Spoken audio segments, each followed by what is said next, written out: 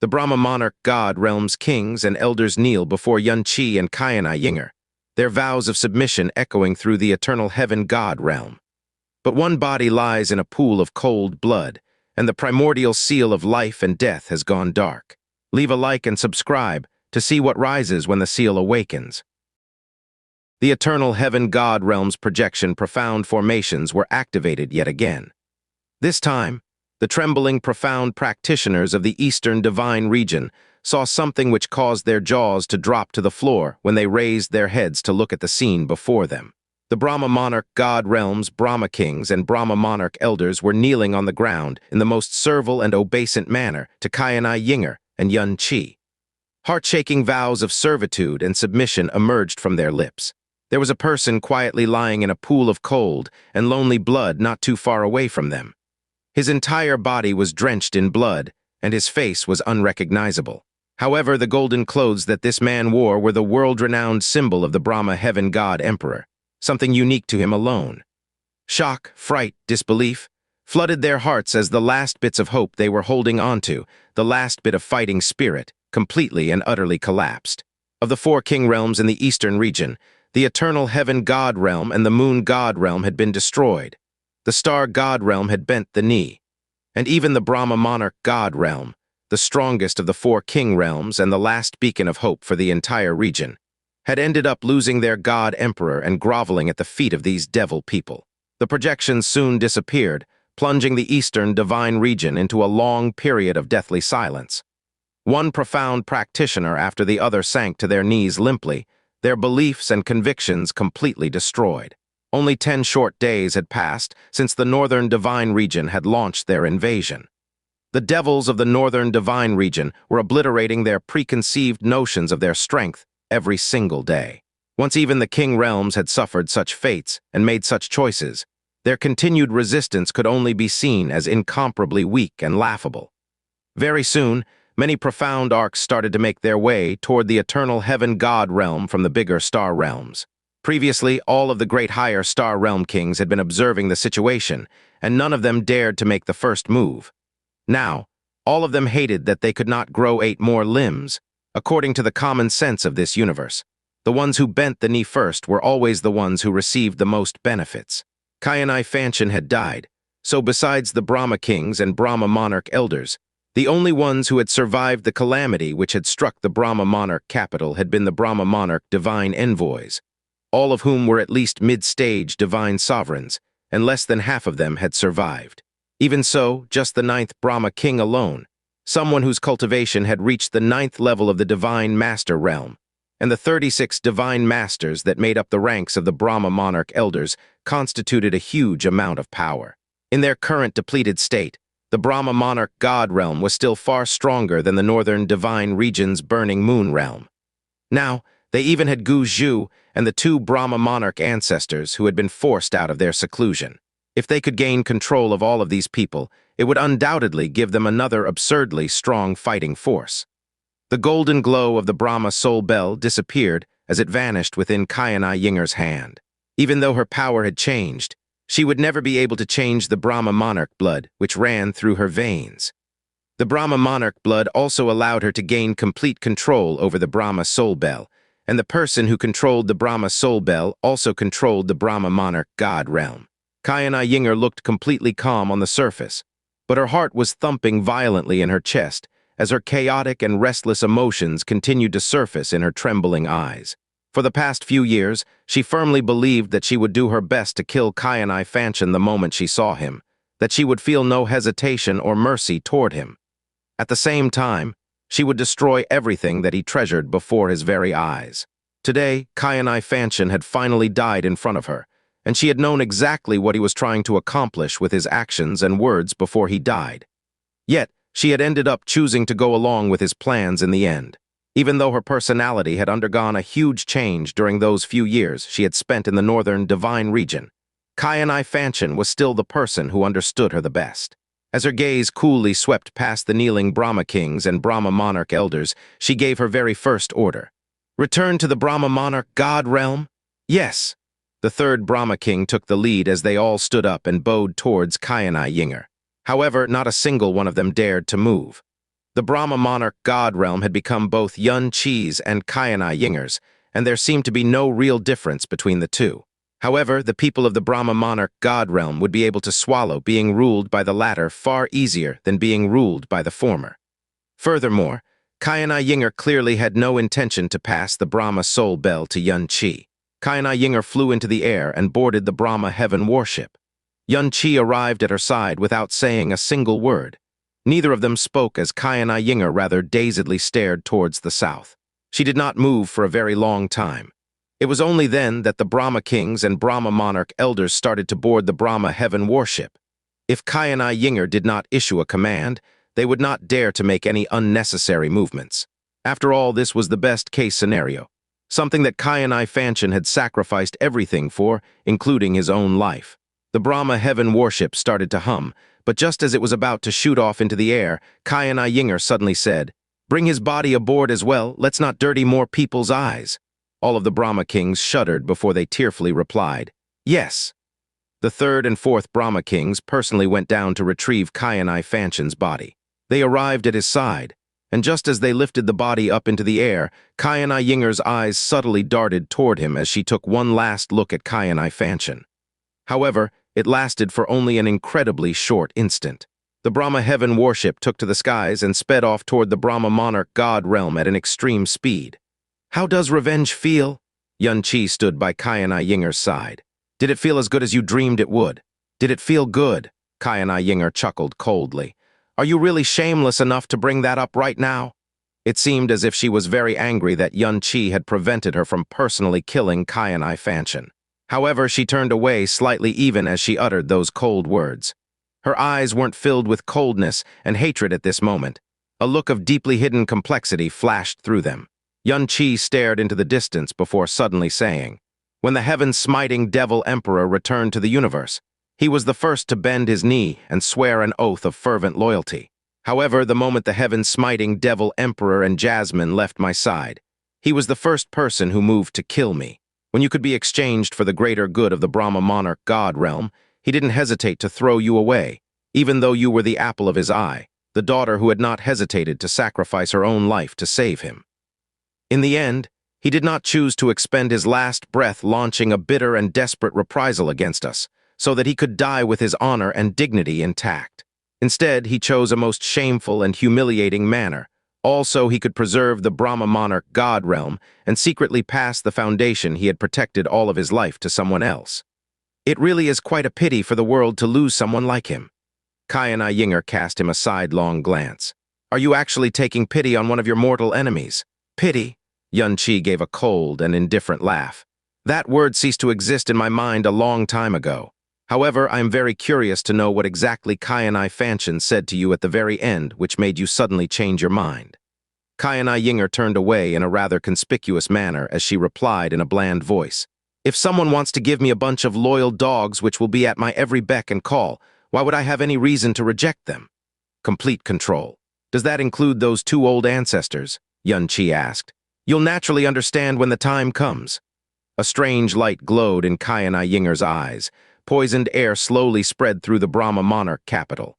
A few Brahma Monarch divine envoys were still desperately struggling against the sky poison.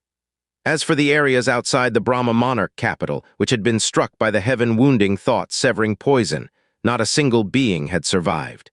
In fact, not even their corpses remained. Amidst the crumbling towers and ruined buildings, Qianye Wugu, Qianye Bingzhu, and Gu Zhu opened their eyes at the same time to stare at the Brahma heaven warship that was slowly descending toward them. They could sense the auras of the 9 Brahma kings and all the Brahma Monarch elders who had left with Qianye Fanchen aboard the Brahma heaven warship, even though they were exceptionally weak. However, they could not sense Qianye Fanchen's aura. Both Qianye Wugu and Qianye Bingzhu gave a long and sad sigh, but they did not look shaken by their realization.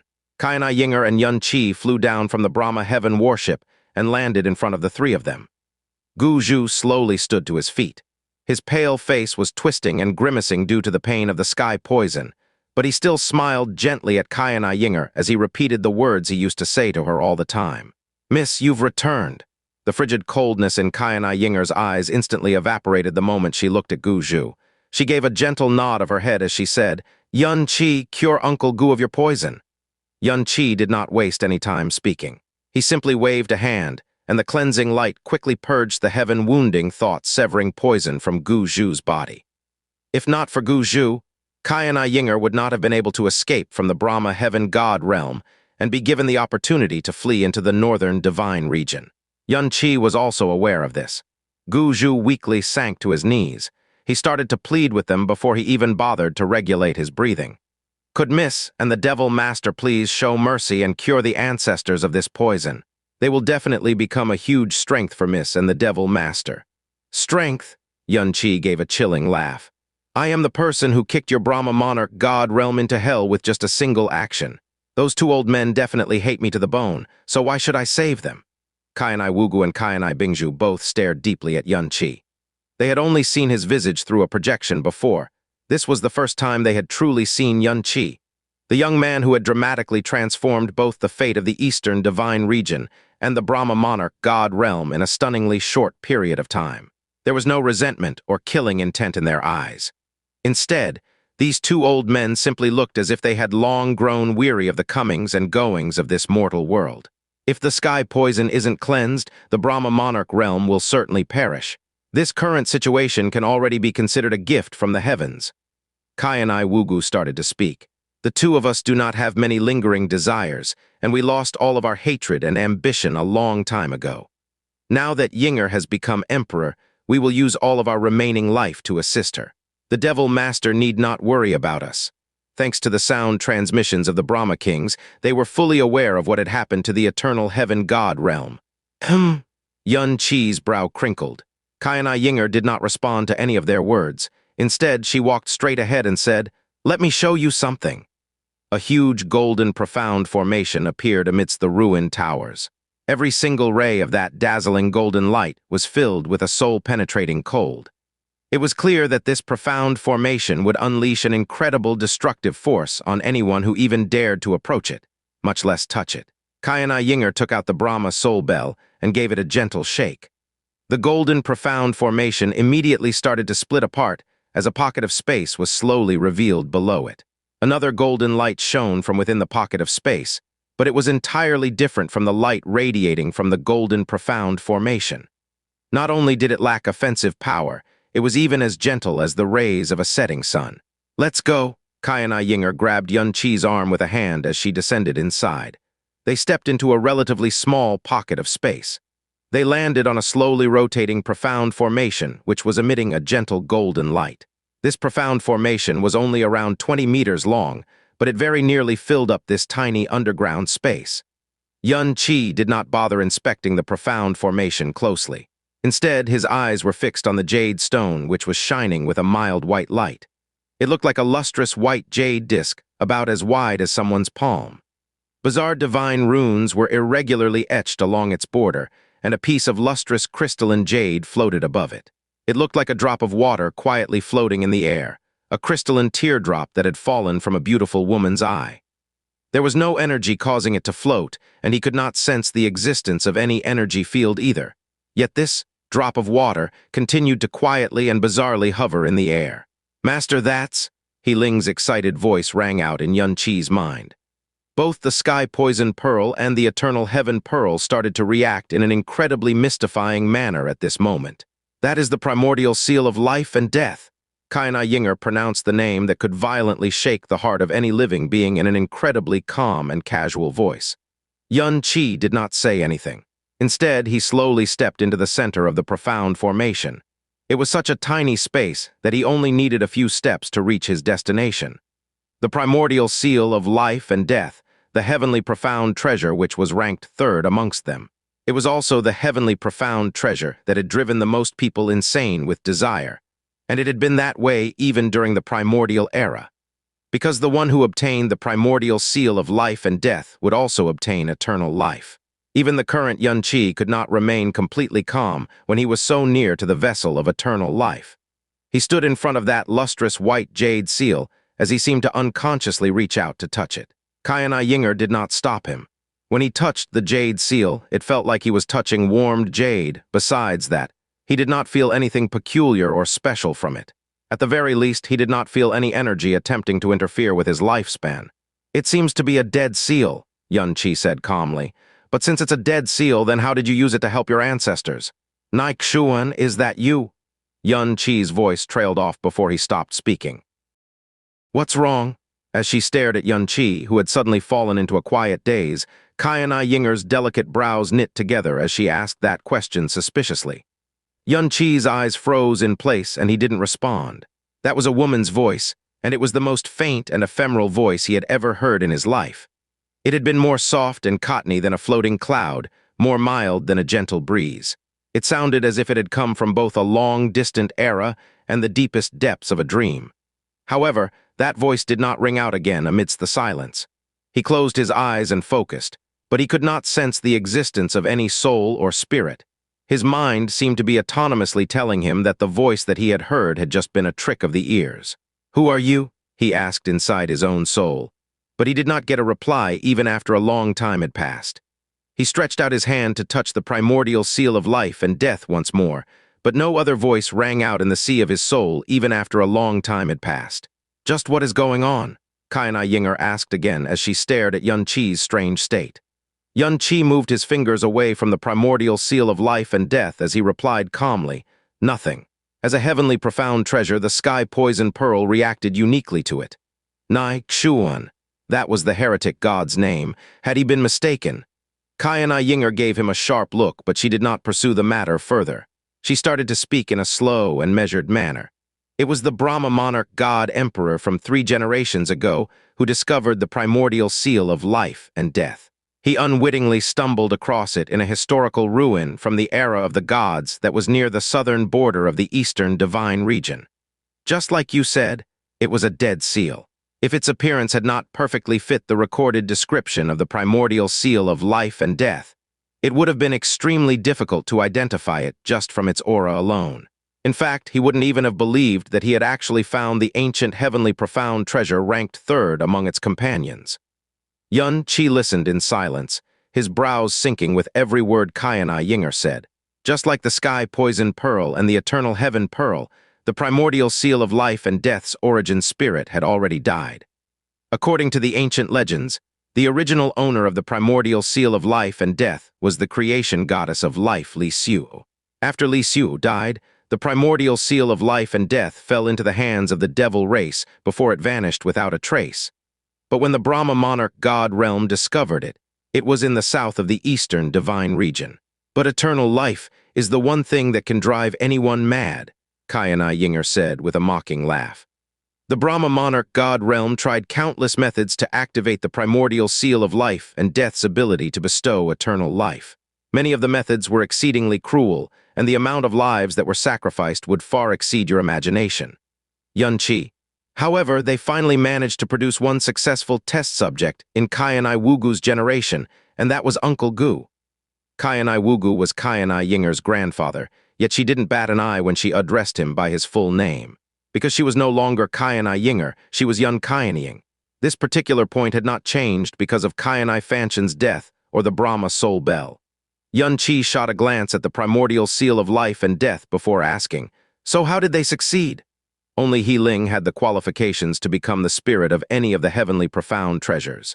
Even someone like the eternal heaven great ancestor, who possessed the heart of snow-glazed glass and was the previous owner of the eternal heaven pearl, just barely qualified to be the eternal heaven pearl's spirit. So it was naturally impossible for the Brahma heaven god realm to produce a true spirit for the primordial seal of life and death. Brahma soul, death-wishing mark.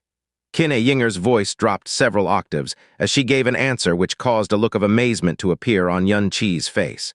She glanced to the side as she continued. The profound formation underneath us was created by a special formation plate that was one of the legacy items we inherited from the gods. Its name is the Brahma Emperor Skyraiser Formation, and it is the highest level profound formation belonging to the Brahma Monarch god realm. It is capable of forcefully activating the potential that lies within one's profound veins, but that is also accompanied by an extremely high amount of risk. The only time the primordial seal of life and death was even able to produce a faint and weak response was inside of this formation. However, only Uncle Gu's lifespan had been extended when he stood beside the primordial seal of life and death. Other people, including Qianye Wugu, were unable to absorb the divine energy that came from the primordial seal of life and death.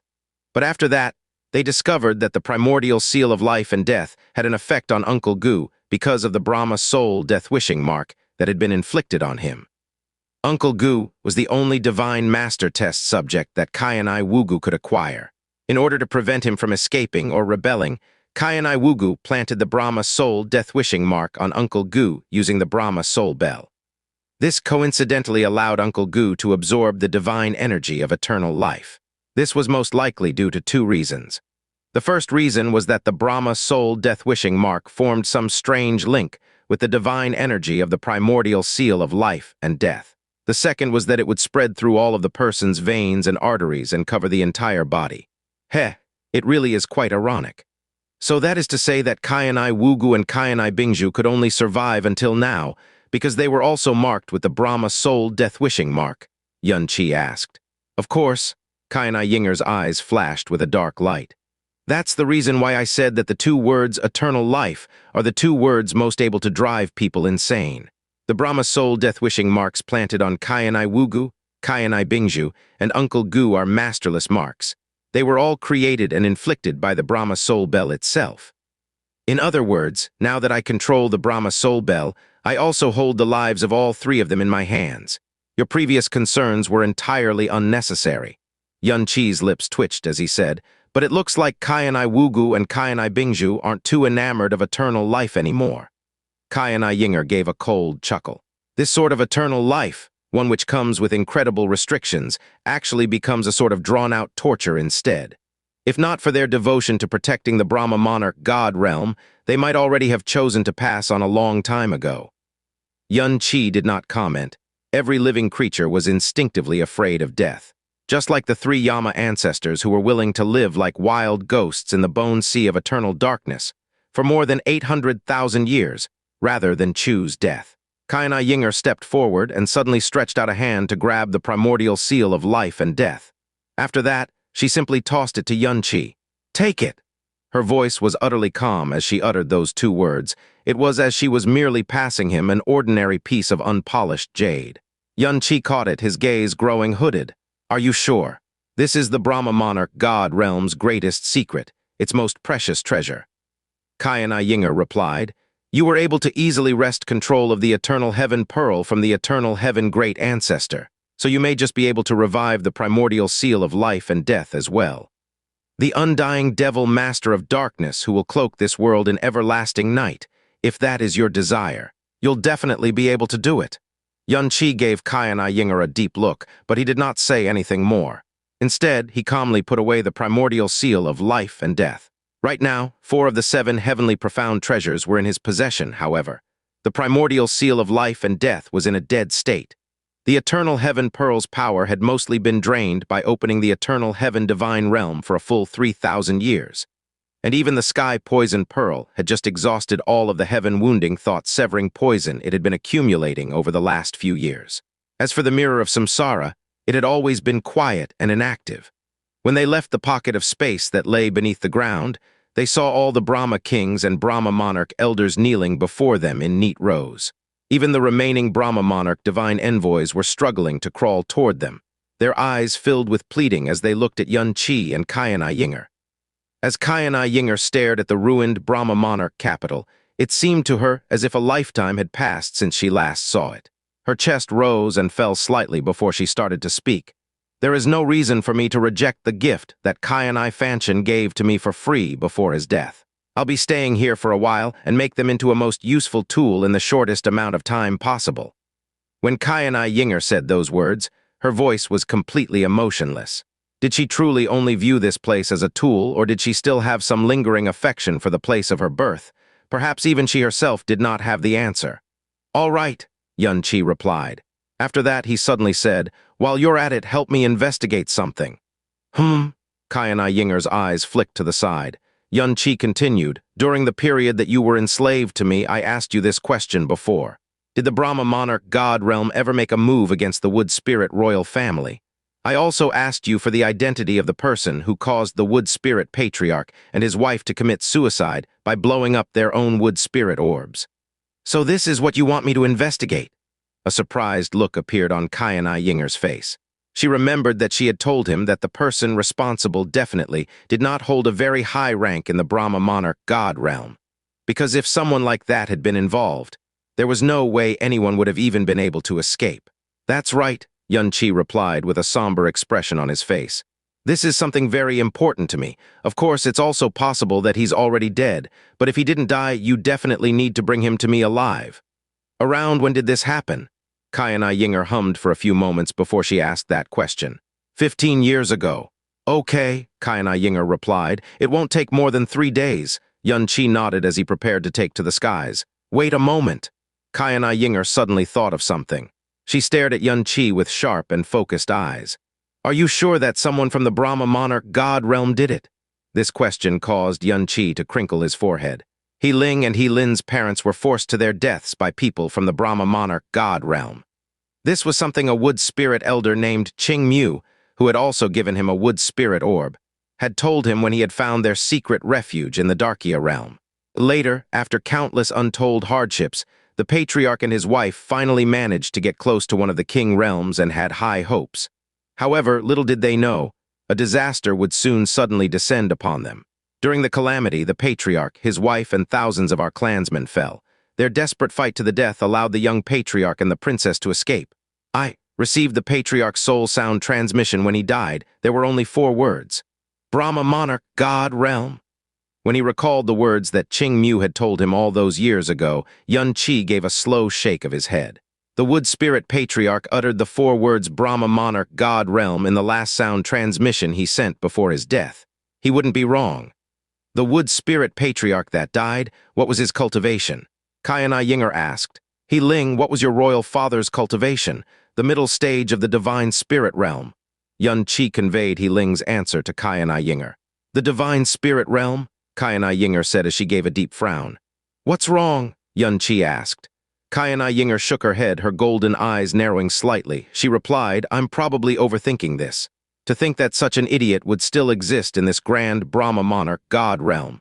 Someone who would actually expose their identity to a mere divine spirit profound practitioner. In fact, I'm actually far more interested than you in finding out who this idiot is. They are practically the disgrace of the Brahma Monarch God realm. Qianye Ying'er's words clearly contained a deep implication. At this time, something violently plucked at the strands of Xianxia's heart. He suddenly realized something he had never thought of before. This answer, the Brahma Monarch God realm, had been something that Qingmu had told him all those years ago, and Qingmu had been told this by the wood spirit patriarch via sound transmission right before his death. But did that mean that the wood spirit patriarch's sound transmission had to be true? As Xianxia grew to understand the Brahma Monarch God realm over the years, he discovered that one important reason for its enduring preeminence was the huge amount of belief its denizens had in it, and the high sense of pride that they had. If they were to do such a wicked thing as hunting down and killing wood spirits, something which would leave a dark smear on their honor, they would definitely strike a fatal blow and leave no traces behind. If not, they would be heavily punished if their wicked deeds were discovered, as it would bring disrepute to the Brahma Monarch God realm. However, many wood spirits had been able to flee, and the wood spirit patriarch had even discovered the identities of the perpetrators before his death. A wood spirit would never tell a lie with wicked intent, so he had never once suspected Qingmu's words. He had not ever questioned those words once over all of these years. However, the doubt on Qianye Ying'er's face instantly infected him. Furthermore, according to Qingmu's words, the wood spirit patriarch had not seemed to have ever come into contact with any of the king realms before calamity struck their race. So how had he managed to figure out that the culprits were people from the Brahma Monarch God realm? Return to the eternal heaven God realm first. I'll give you an answer in 3 days. A strange light rippled in Qianye Ying'er's eyes. To have immediately ousted the Brahma Monarch God realm and the words, 15 years ago, made her vaguely recall something.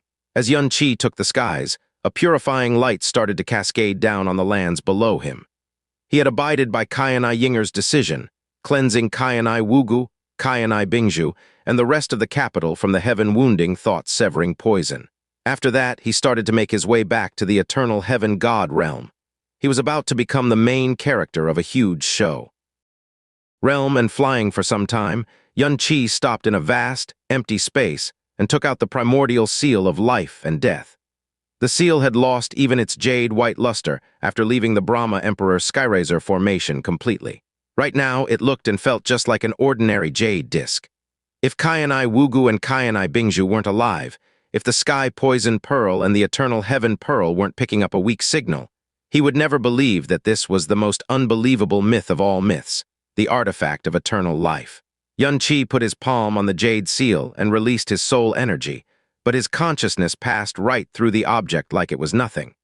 He didn't sense any unique world or special soul aura from it. It was almost as if the artifact was nothing more than a normal stone. Xianxia withdrew his palm and fell into thought for a moment. He asked, "He Ling, can you enter the inner world of the primordial seal of life and death?" A small while later, He Ling replied softly, "Controlling both the Sky Poison Pearl and the Eternal Heaven Pearl at once is as far as I can go. If I split my spirit energy any further, I might. It will be very, very difficult, but I will give it a try after I recover fully."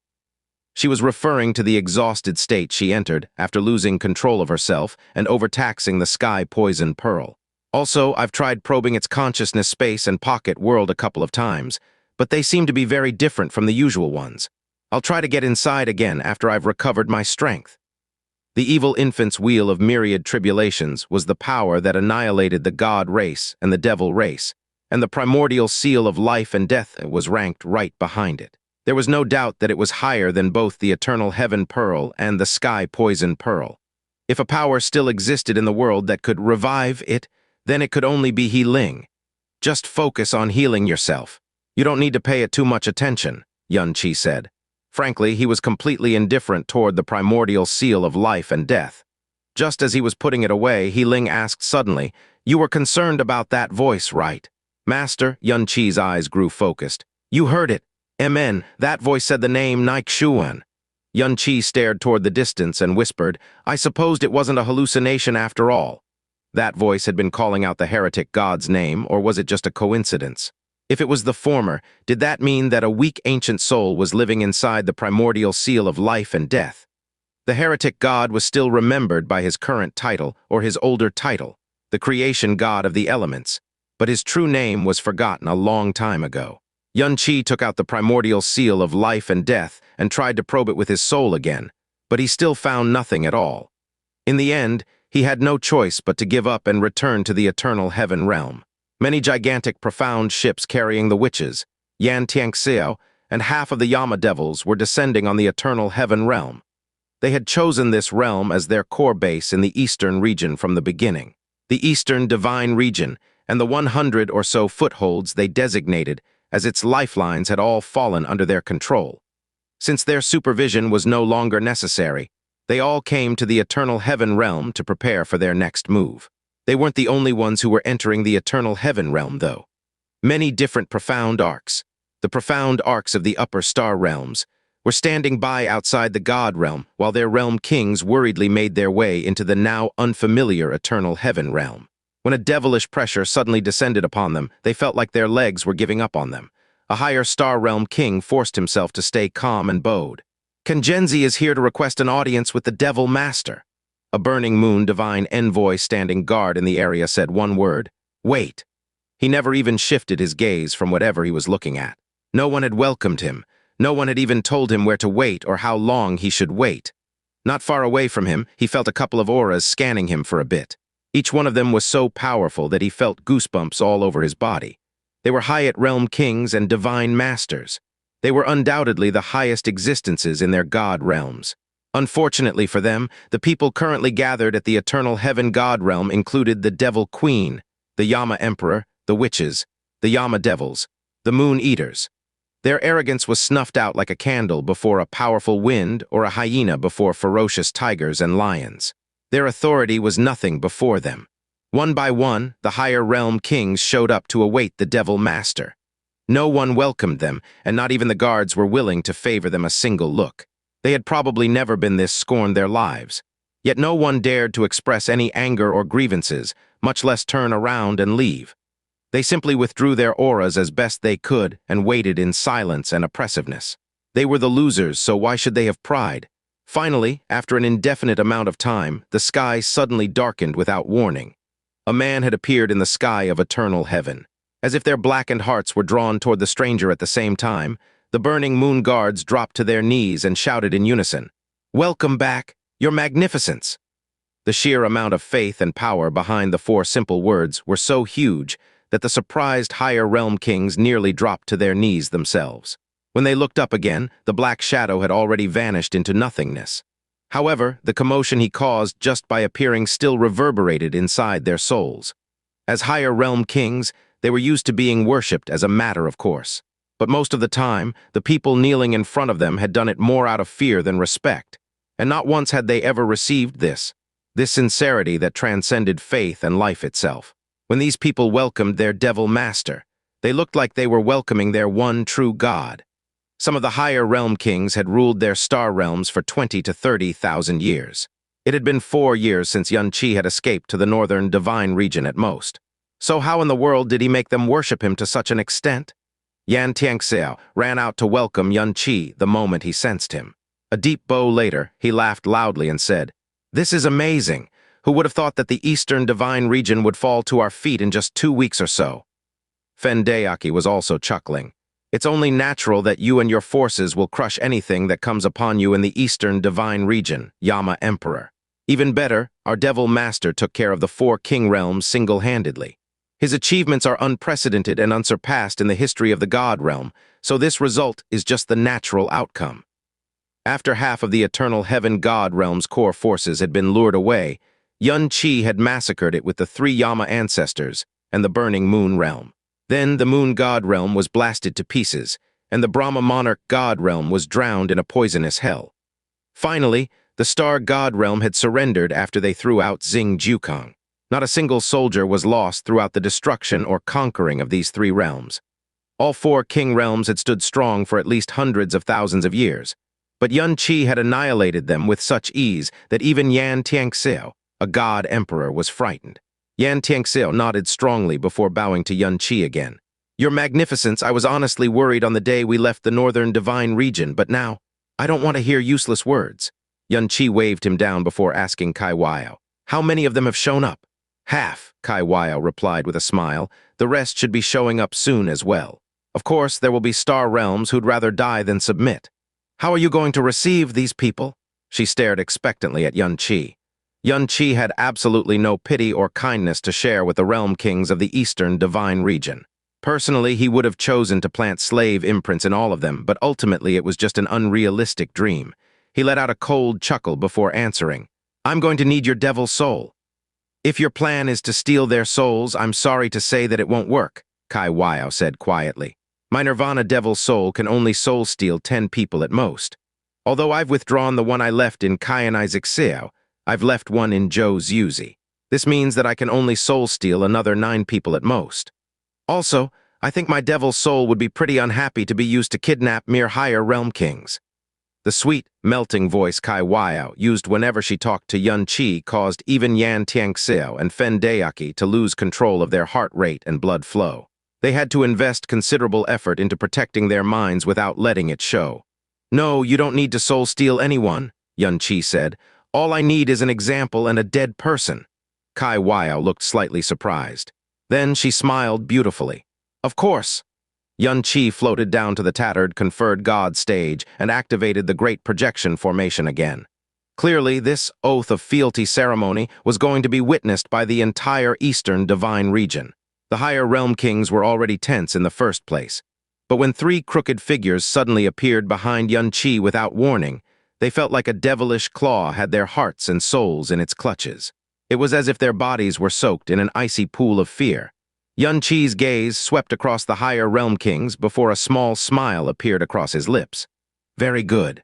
I'm glad to see that you've chosen to accept my offer. So, who among you will be the first to receive this honor?" "HMPH." The higher realm kings shivered. Clearly, Qianye wanted them to go forth to him one by one. Who would want to be the first to submit to such a humiliating ceremony, especially since it would be witnessed by the entire world? Qianie's eyes flashed unnaturally after Qianye asked his question. "I will." An exceptionally tall and brawny man stepped out from the crowd and walked right up to Qianye. Clasping his hands together, he said evenly, "I am Qianye Heaven Realm's Realm King, Qianye Hongyu." From here on, I am willing to serve the devil master and never fight against the devil people again. Qianye stared at him for a moment before saying one word, kneel. Qianye Ying'er's expression froze visibly. The rest of the realm kings looked apprehensive as well. They were used to being worshipped, but not the other way around. After all, they were each a supreme divine master and a higher realm king. How could they possibly kneel to another person? Even when they were facing the supreme ruler of a king realm, the norm was to bow or at most, drop to one knee before their superiors. In fact, they had only ever dropped to their knees and their heads once their whole life, when they were facing the heaven-smiting devil emperor. Yan 3 looked up at the frozen Qianye Ying'er and uttered coldly, "Are you deaf? Master told you to get on your knees." A Yama ancestor's power was terrifying, to say the least. Clenching his fists, Qianye Ying'er ultimately chose to bend his body and kneel before Qianye. However, everyone could see that his whole body was shivering uncontrollably. While Qianye Ying'er was shivering on the floor, Qianye narrowed his eyes and asked, "What's wrong? Are you feeling aggrieved because you are forced to kneel before me?" "And no," Qianye Ying'er said while bowing his head. "We, the Qianye Heaven Realm, sincerely wish to surrender to you. All our sects and forces have decided to stop fighting the devil Pio, the profound practitioners of the northern divine region, and we've also canceled the prohibition and bounty on everything and everyone related to darkness profound energy." Qianye let out a quiet sneer. "It almost sounds like the Qianye Heaven Realm is forgiving the northern divine region." "No," Qianye Ying'er said hurriedly, "I absolutely didn't mean it that way. There's one thing I want you all to never forget." Qianye's cool, intimidating voice entered everyone's souls. "My kindness to you all is a one-time thing. Just the same, you only have one chance to prove your loyalty to me." He eyed Qianye Ying'er before continuing. "If you wish to submit to me, you should at least display a basic level of sincerity, don't you think? Don't worry, I won't ask for much. Starting now, you will slap yourself until your teeth are all gone. I don't want to see even half a tooth left in your gums, understand?" Every realm king's expression changed when they heard this.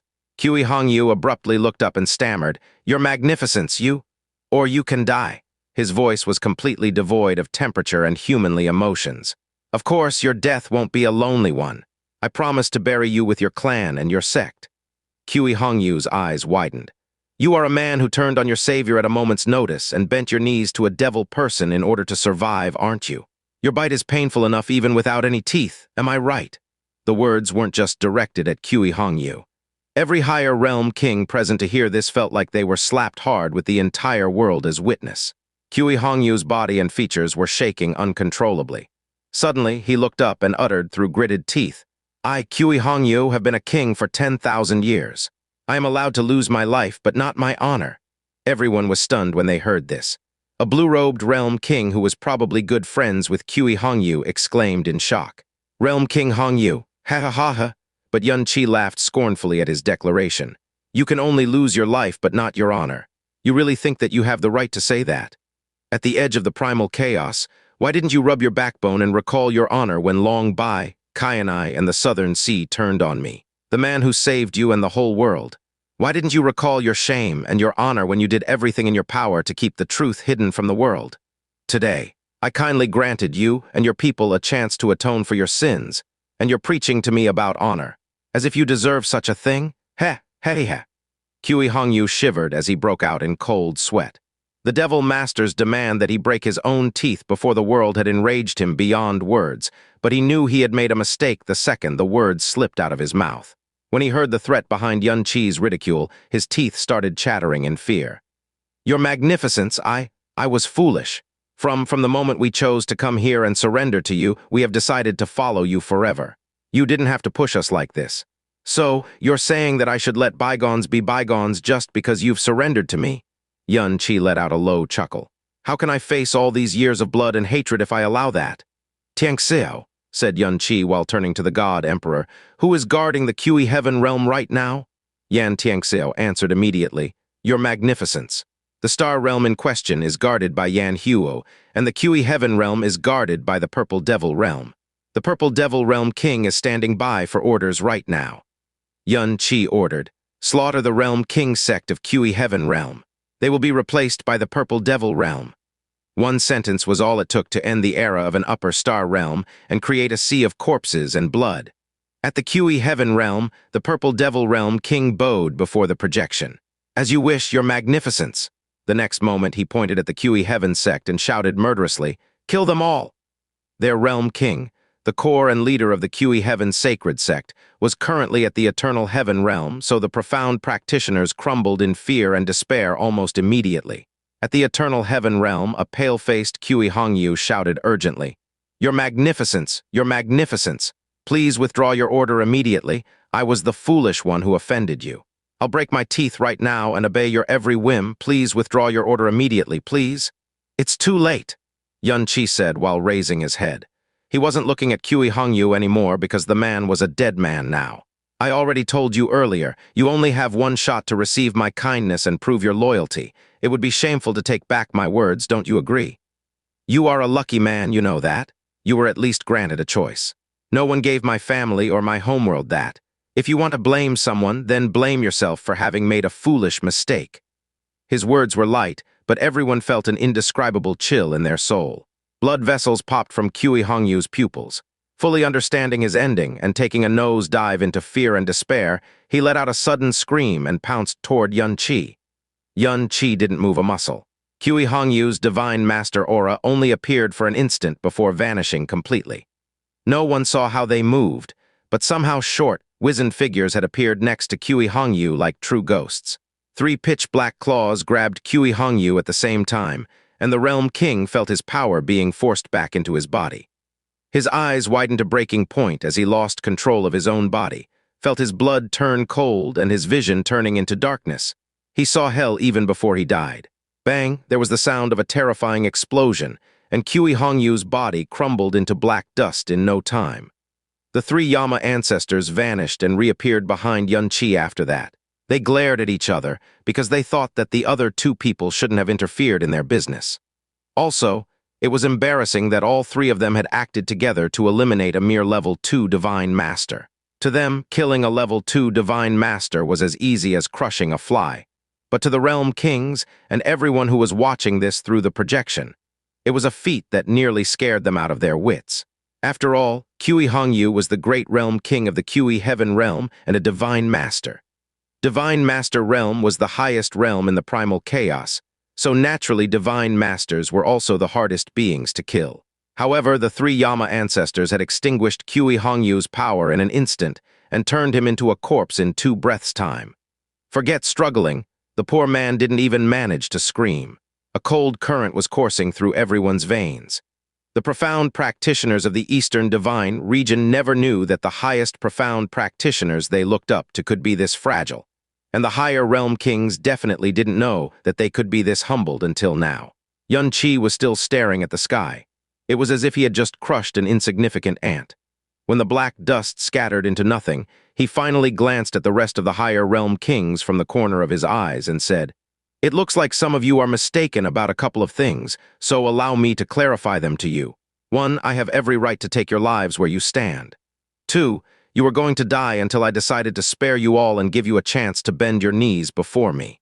Of course," Qianye raised his hand slowly, "you always have the option to deny this favor, to die.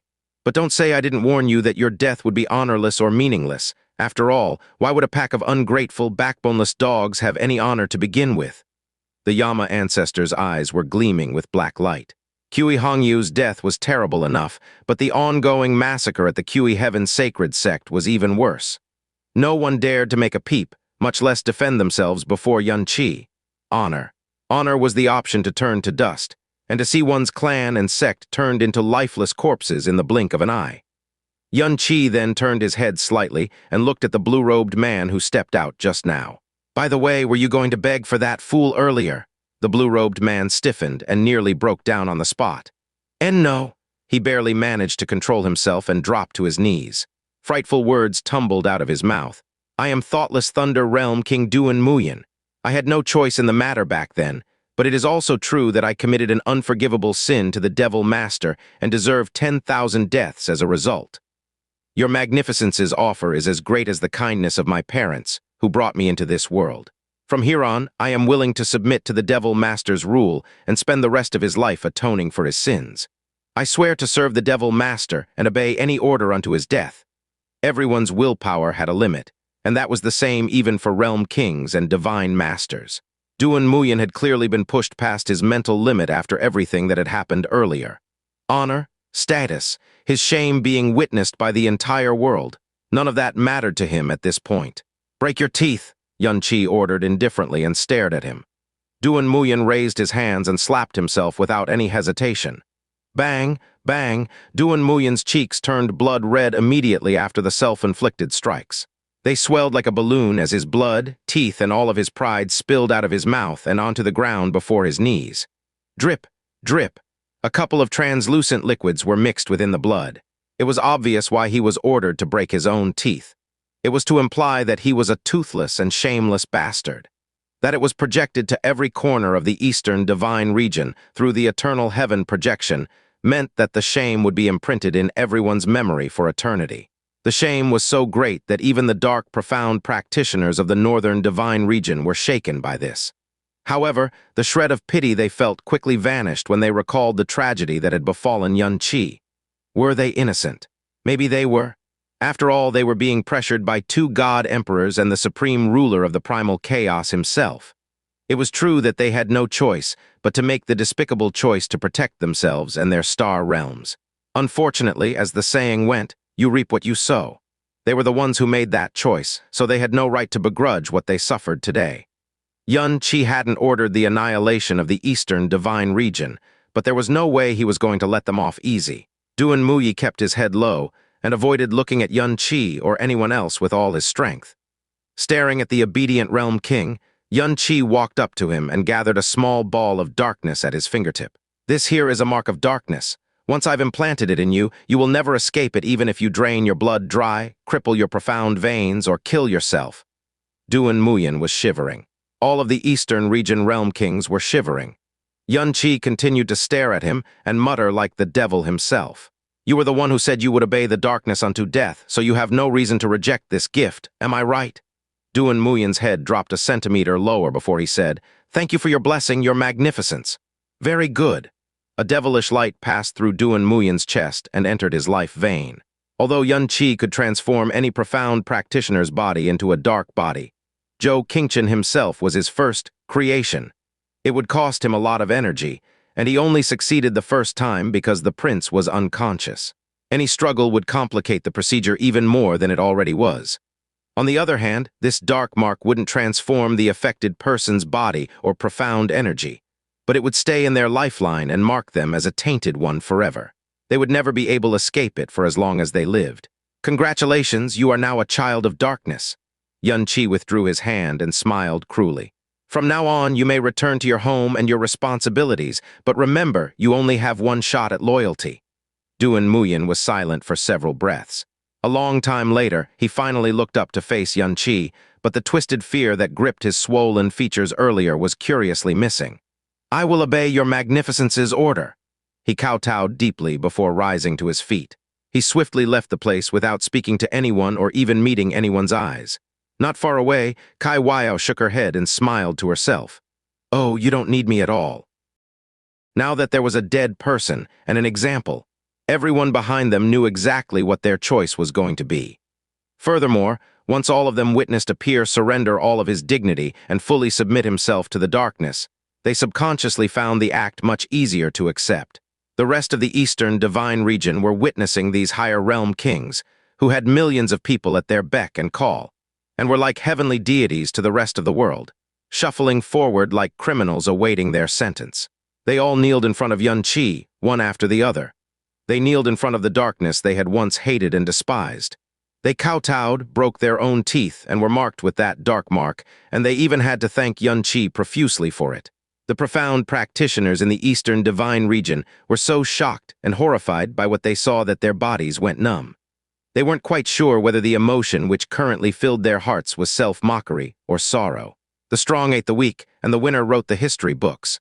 That was the way of the world, but it had never been done in such a naked and cruel manner before.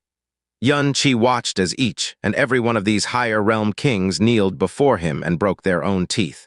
His face was cold and impassive, and not a single trace of pity or unwillingness could be seen on his face, however. No traces of joy could be seen either.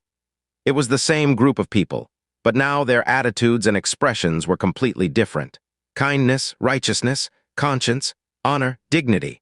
In this world, a cruel world where only the strong survived, all of these things were bullshit.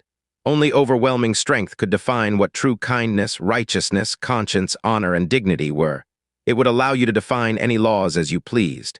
In the distant Holy Eve's realm, a lifeless atmosphere pervaded the Holy Eve's realm. After the violent confrontation between Luo Shangchen and Luo Guxi, nearly everyone in the sect had found out that Luo Changsheng had actually been a bastard. The good thing was that the entire sect went into lockdown as quickly as possible, so the news did not spread. Otherwise, the #1 star realm in the Eastern Divine Region would have become the biggest laughingstock of the Eastern Divine Region. The Holy Eve's great elder walked into the hall with a somber expression on his face.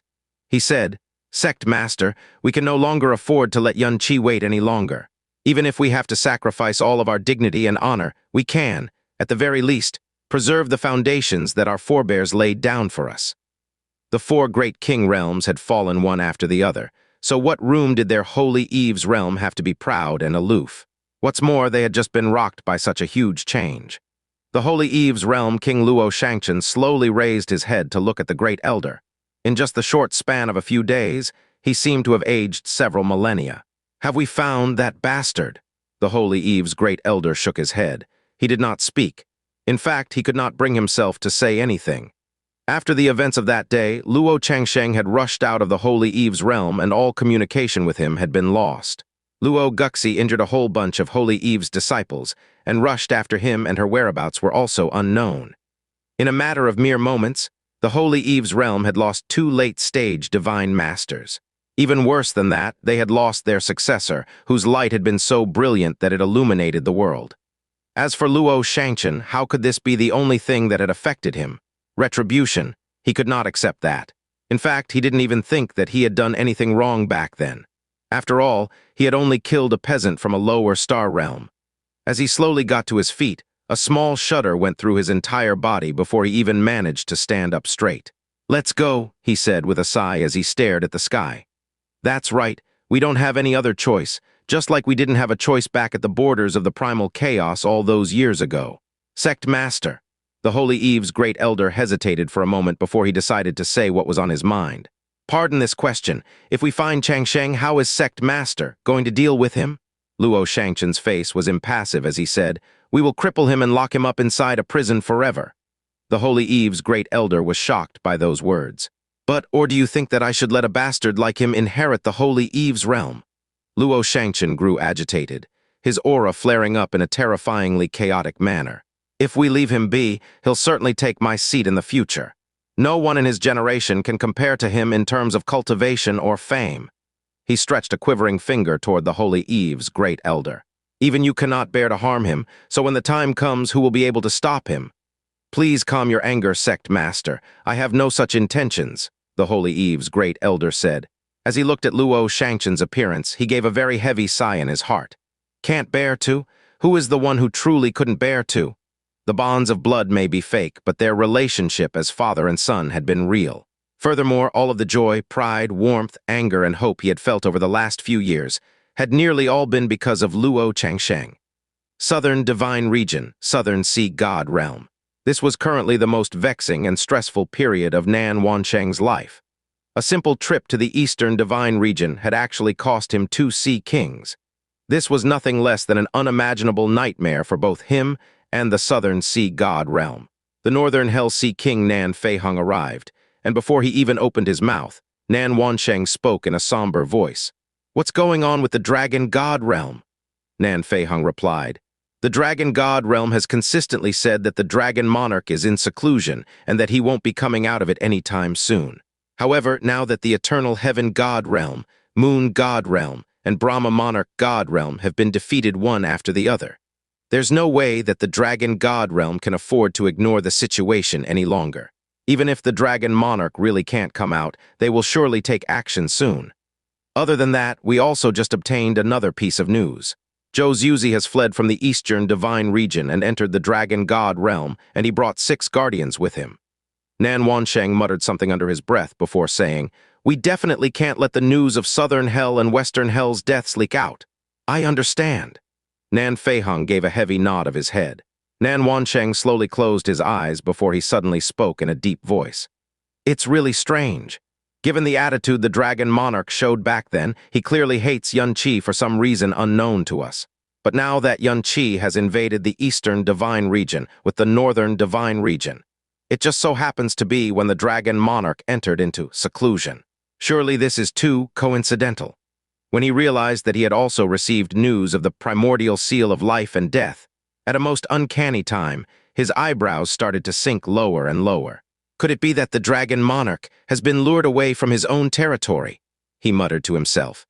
After all, this was the Dragon Monarch, the monarch who reigned above the 5 god emperors of the Western Divine Region, the absolute ruler of the Dragon God realm. If they had been invaded, the Dragon Monarch would naturally retaliate with all of their might. But if they had to make a decision, who among them would dare to act so presumptuously about such an important matter in the Dragon Monarch's absence? If the Dragon God realm did not make a move, then how could anyone from the Western Divine Region take action before them? It should be a coincidence, Nan Feihong replied. Given the Dragon Monarch's honor, who in the world could really lure him away? Nan Wansheng fell into heavy thought. In this world, the number of temptations that he truly could not resist could be counted on one hand. Eternal life was undoubtedly one of those irresistible temptations, and that was also the reason he had chosen to be a shield for someone else, as he forced his way into the Brahma Monarch god realm. As for the Dragon Monarch, what in the world could cause someone as powerful as him to disappear for such a long time? He simply could not think of anything that could. This undoubtedly showed how terrifying the Northern Divine Region was in both strength and cunning. This rang especially true for him as he had personally witnessed the grand Brahma Monarch god realm, the Eastern Divine Region's strongest king realm that could be mentioned in the same breath as his Southern Sea King realm, get transformed into a living hell within the span of a single day. If anyone had seen what he had seen, there was no doubt that it would leave an incomparably deep shadow in the depths of their hearts and souls. This was the same for him, the #1 god emperor in the Southern region. I have no choice but to worry about this now, Nan Wansheng said grimly. It is very likely that the Northern Divine Region will come for the Southern Divine Region next. This, Nan Feihong was shocked by those words, but he quickly recovered. I don't think they will. The reason why the Eastern Divine Region was trampled by the Northern Divine Region was because they made light of their enemy at first, and later started falling to sneak attacks. The same thing won't happen in our Southern Divine Region. Furthermore, they must have lost a lot of people in this invasion of the Eastern Divine Region, and their strength has been sapped. Even if they really do plan to attack our Southern Divine Region, they will have to rest and recuperate for a long time before that. Besides, Qianye possesses a deep and abiding hatred for the Eastern Divine Region, but he hasn't really had many entanglements with our Southern Divine Region. Heh! Nan Wansheng interrupted him with a cold chuckle. Could it be that you're forgetting who exactly drove the heavenly slaughter star god into a dead end all those years ago? Nan Feihong's gaze grew sharp. Qianye has already become a complete and utter maniac, a maniac who only lives for revenge, Nan Wansheng said in a dark voice. Power and hegemony, the status of an emperor. He doesn't give a whit about those things, so why would he weigh the pros and cons of a battle between divine regions? Everything that has happened has been part of his insane vengeance. Behind this lunatic lies the schemes and cunning of the Devil Queen herself. She's the real brains of the operation, and she's been helping Qianye gobble up the Eastern Divine Region bit by bit. So this invasion of theirs isn't just for them to vent their hatred and anger. They've also managed to make up for most of their losses. In addition to this, the Dragon Monarch's absence has created a window of time that is extremely precious to them. Why would they waste even a second of it? Every word that Nan Wansheng spoke caused his heart to grow heavier. It's very likely that they won't cease their invasion after they have conquered the Eastern Divine Region. They won't bother to rest and reorganize either. In fact, they might even come knocking on our doorstep sooner than I had expected. The Northern Hell King pinched his eyebrows together. Could the Northern Divine Region really think that it can swallow up our Southern Divine Region in the same way it swallowed up the Eastern Divine Region? HMPH, would you have believed that Qianye could take command of the Northern Divine Region and wash the Eastern Divine Region in a sea of blood 4 years ago? Nan Wansheng coldly asked. The Northern Hell Sea King was instantly rendered speechless. Qianye definitely isn't someone you can use logic to explain. This was also the biggest reason why everyone desperately wanted to kill him back then. The consequences of failing to kill him, well, they're now plain for you to see, aren't they? Nan Wansheng's hands were slowly tightening into fists. The Northern Hell Sea King lapsed into thought before saying, "My king's thoughts make lots of sense. However, I still feel that the Northern Divine Region will not so easily move against our Southern Divine Region in the near future, even if they truly do have such ambitions. At the very least, the methods they used to defeat the Moon God Realm and the Brahma Monarch God Realm should not be available to them anymore. Otherwise, there is no reason for them to not have used the same methods to destroy the eternal Heaven God Realm and reduce their losses. Since that's the case, why don't we try to take the initiative?" A strange light flashed in his eyes. More than a decade has passed, and Qianye has nearly finished perfectly merging with his divine power. Since his appointment as Crown Prince is only a matter of time, why not do it now? Nan Wansheng raised his head and said, "You mean? Hold a ceremony to confer the title of Crown Prince next month, and use this as a reason to invite all the realms. This includes Xianxia and the King realms led by the Dragon God realm. At that time, we will be able to directly discern Xianxia's attitude toward the Southern Divine Region. If he is willing to face us openly and honestly, that will mean that he has no intention of provoking our Southern Divine Region in the near future. If that's the case, we can afford to wait for the Dragon Monarch to return. If he chooses to marshal the entire Western Divine Region to attack Xianxia and his forces, the Northern Divine Region will surely crumble. If that happens, our Southern Divine Region won't even need to risk a single strand of hair on our heads. If he behaves arrogantly or rejects our invitation," the Northern Hell Sea King said as a cold light flashed in his eyes, "then we will have no choice but to be the first to strike. The grand ceremony will change and become an opportunity for our Southern Divine Region to discuss the suppression of these devils with the Western Divine Region." Nan Wansheng started to pace around slowly. After several breaths, he said in a deep voice, "Then it won't be next month. It'll be 10 days from now." The Northern Hell Sea King's heart violently thumped in his chest. The urgency with which he treated this matter showed how deep his fear of Qianye was. "Issue an order to immediately begin preparing for the grand ceremony to appoint a new crown prince. Immediately dispatch people to the Eastern Divine Region at full speed and invite Qianye first. After we observe his reaction, we will prepare the rest accordingly." The Northern Hell Sea King had received his orders and was just about to leave when he sensed an aura approaching them at extreme speed. This was the aura belonging to one of their court envoys. They would not be in such a rush if nothing big had happened. Nan Wansheng waved a hand and the barrier instantly opened. The court envoy arrived in the next instant and he immediately knelt on the ground. "Dispense with the formalities. What's the matter?" Nan Wansheng asked grimly. The past 2 days had also been the period where his mind was most sensitive. "My lord, we have just received news that the 10 Directions Deep Sea Realms Myriad Change Sea God and Aquatic Heaven Sea God have fallen." Both Nan Wansheng and the Northern Hell Sea King were taken aback by this news. "How did they die?" Nan Wansheng asked in a somber voice. "Were they killed by people from the Northern Divine Region?" "No," the court envoy replied. "The 2 great sea gods were assassinated by someone, and there wasn't even a trace of a fierce battle when we found their bodies." "What?" The expressions of the 2 people who had remained calm when they had heard of the death of 2 great sea gods instantly changed when they heard those words. 2 sea gods had been assassinated. "That's impossible," the Northern Hell Sea King blurted out. "Given the strength of the sea gods, it was hard for them to even die, so how could someone have assassinated them without leaving a single trace behind?" "Who assassinated them?" Nan Wansheng asked. "We don't know," the court envoy replied. 10 Directions Deep Sea Realm had already sealed up their borders after they discovered the Myriad Change Sea God's death. However, the same fate had befallen the Aquatic Heaven Sea God, who had gone out to investigate less than 20 hours later. So the 10 Directions Deep Sea Realm had no choice but to release the information and thoroughly investigate the matter. Nan Wansheng and the Northern Sea Hell King exchanged looks as undisguisable shock appeared on their faces. Nan Wansheng said, "This can't be true. Myriad Change and Aquatic Heaven were both level 9 divine masters. Given their strength, the only way to instantly assassinate them would be if someone could get within 20 meters of them when their guards were down. That person would have also had to be able to summon up enough force to kill them in a single instant, before they even had a chance to circulate their energy. given the strength of the sea gods, who could get within 20 meters of them without being noticed. Furthermore, once someone reached the Divine Master realm, they would obtain a powerful Divine Master body, which possessed extremely strong senses beyond the comprehension of any mortal. They would often instinctively react before they could even think. Besides that, this assassin had to be able to instantly unleash a burst of power so incredible that it could kill a sea god in the blink of an eye. Extremely strong stealth and explosive power.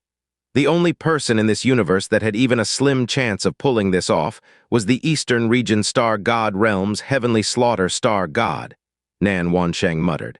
However, she left this world a long time ago. Even if they were to make a ridiculous concession and imagine that the Heavenly Slaughter Star God was still alive, would she even need to assassinate anyone given her powers as the evil infant? There's also one other thing to consider, Nan Feihong said. Every sea god's divine soul is marked with the sea god mark, so Kang Shishin would definitely be able to sense their deaths. Yet you're telling us that no one knows who did it. This news had indeed shocked and horrified them, but they quickly realized how many holes this information had after giving it some thought. The court envoy replied, "According to the news sent to us by our spy in the 10 Directions Deep Sea Realm, the profound veins and divine souls of the two great sea gods were sealed by their assailant from the very start of the confrontation. After they died, their sealed divine souls were completely destroyed as well. There was no way that their soul imprints would be transmitted to God Emperor Shishin." Nan Wansheng and Nan Feihong both froze at the same time before lapsing into a long silence. The first thing the 10 Directions Deep Sea Realm had done when they discovered the sudden death of one of their sea gods was to seal off their borders.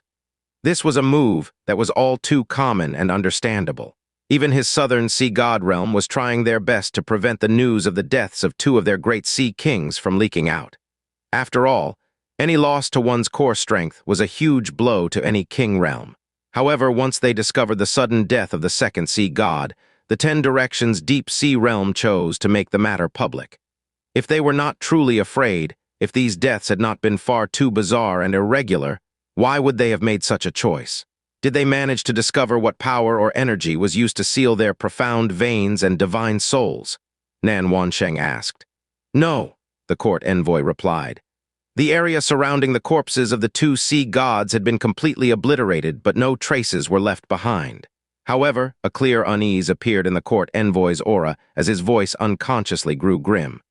The spy that was closest to God Emperor Shishin sent us some news that he had just received.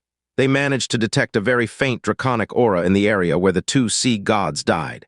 It was detected over a 50-kilometer radius, and even though it was very faint, it was also of an exceedingly high level. Nan Wansheng and Nan Feihong's eyes violently trembled at the exact same moment. Nan Feihong thrust out a hand violently as he bodily lifted the court envoy into the air. "Are you sure that this news is true?" The court envoy managed to keep his composure. He shook his head and replied, "This servant does not dare to confirm the news. However, this was the news that the lady sent us." The spy that he had spoken of, the spy that was closest to God Emperor Shishin, was no other than one of 10 Directions Deep Sea Realm King Kang Shishin's 3 beloved concubines. If this matter was true, then the truth that lay hidden behind it already sent chills down their spines before they had even discovered what it was. To be able to silently assassinate two great sea gods while leaving no traces behind.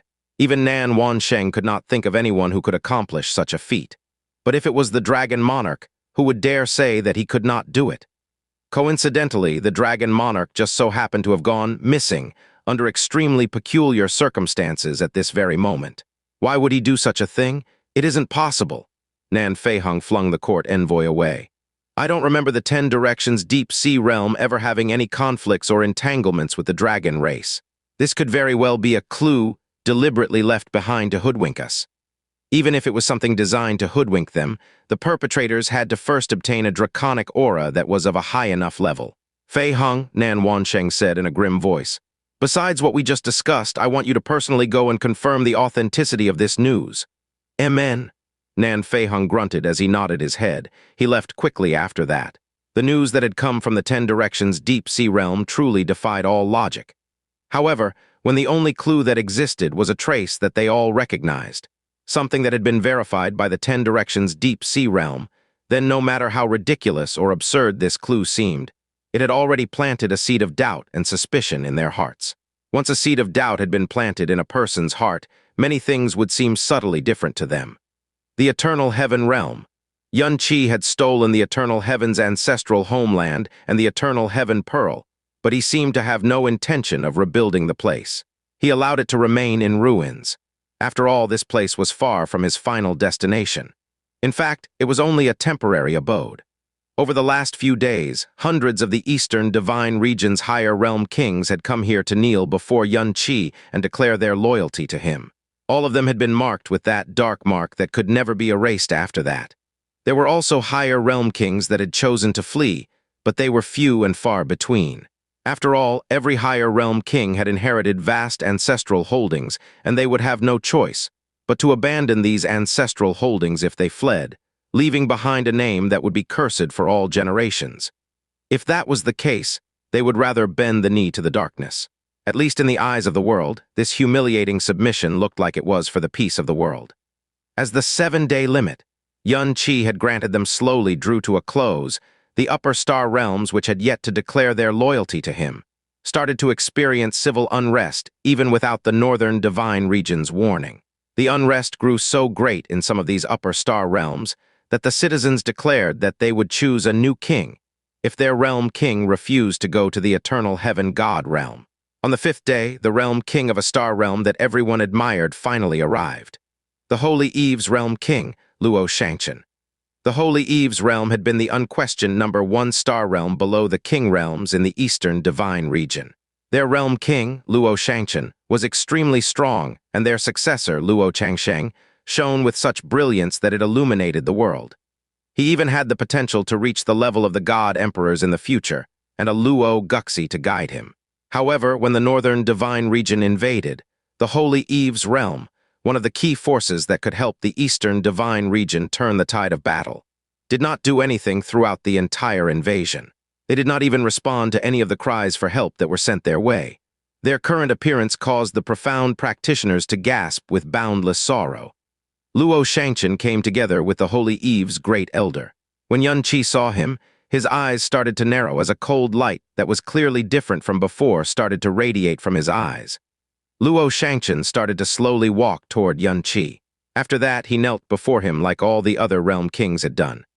Holy Eve's Xianxia greets the Devil Master. From today onwards, the Holy Eve's realm vows to take the Devil Master as our ruler. This vow has been witnessed by all creation, and we will never betray it. Now that he had knelt before Qianye and made that vow, the 3 great star realms of the eastern divine region, the Holy Eve's realm, the glazed light realm, and the shrouding sky realm, had all bent the knee to darkness. This also showed that the entire eastern divine region had capitulated to darkness. Qianye stared at Xianxia for a while before he suddenly lashed out with a kick. Bang!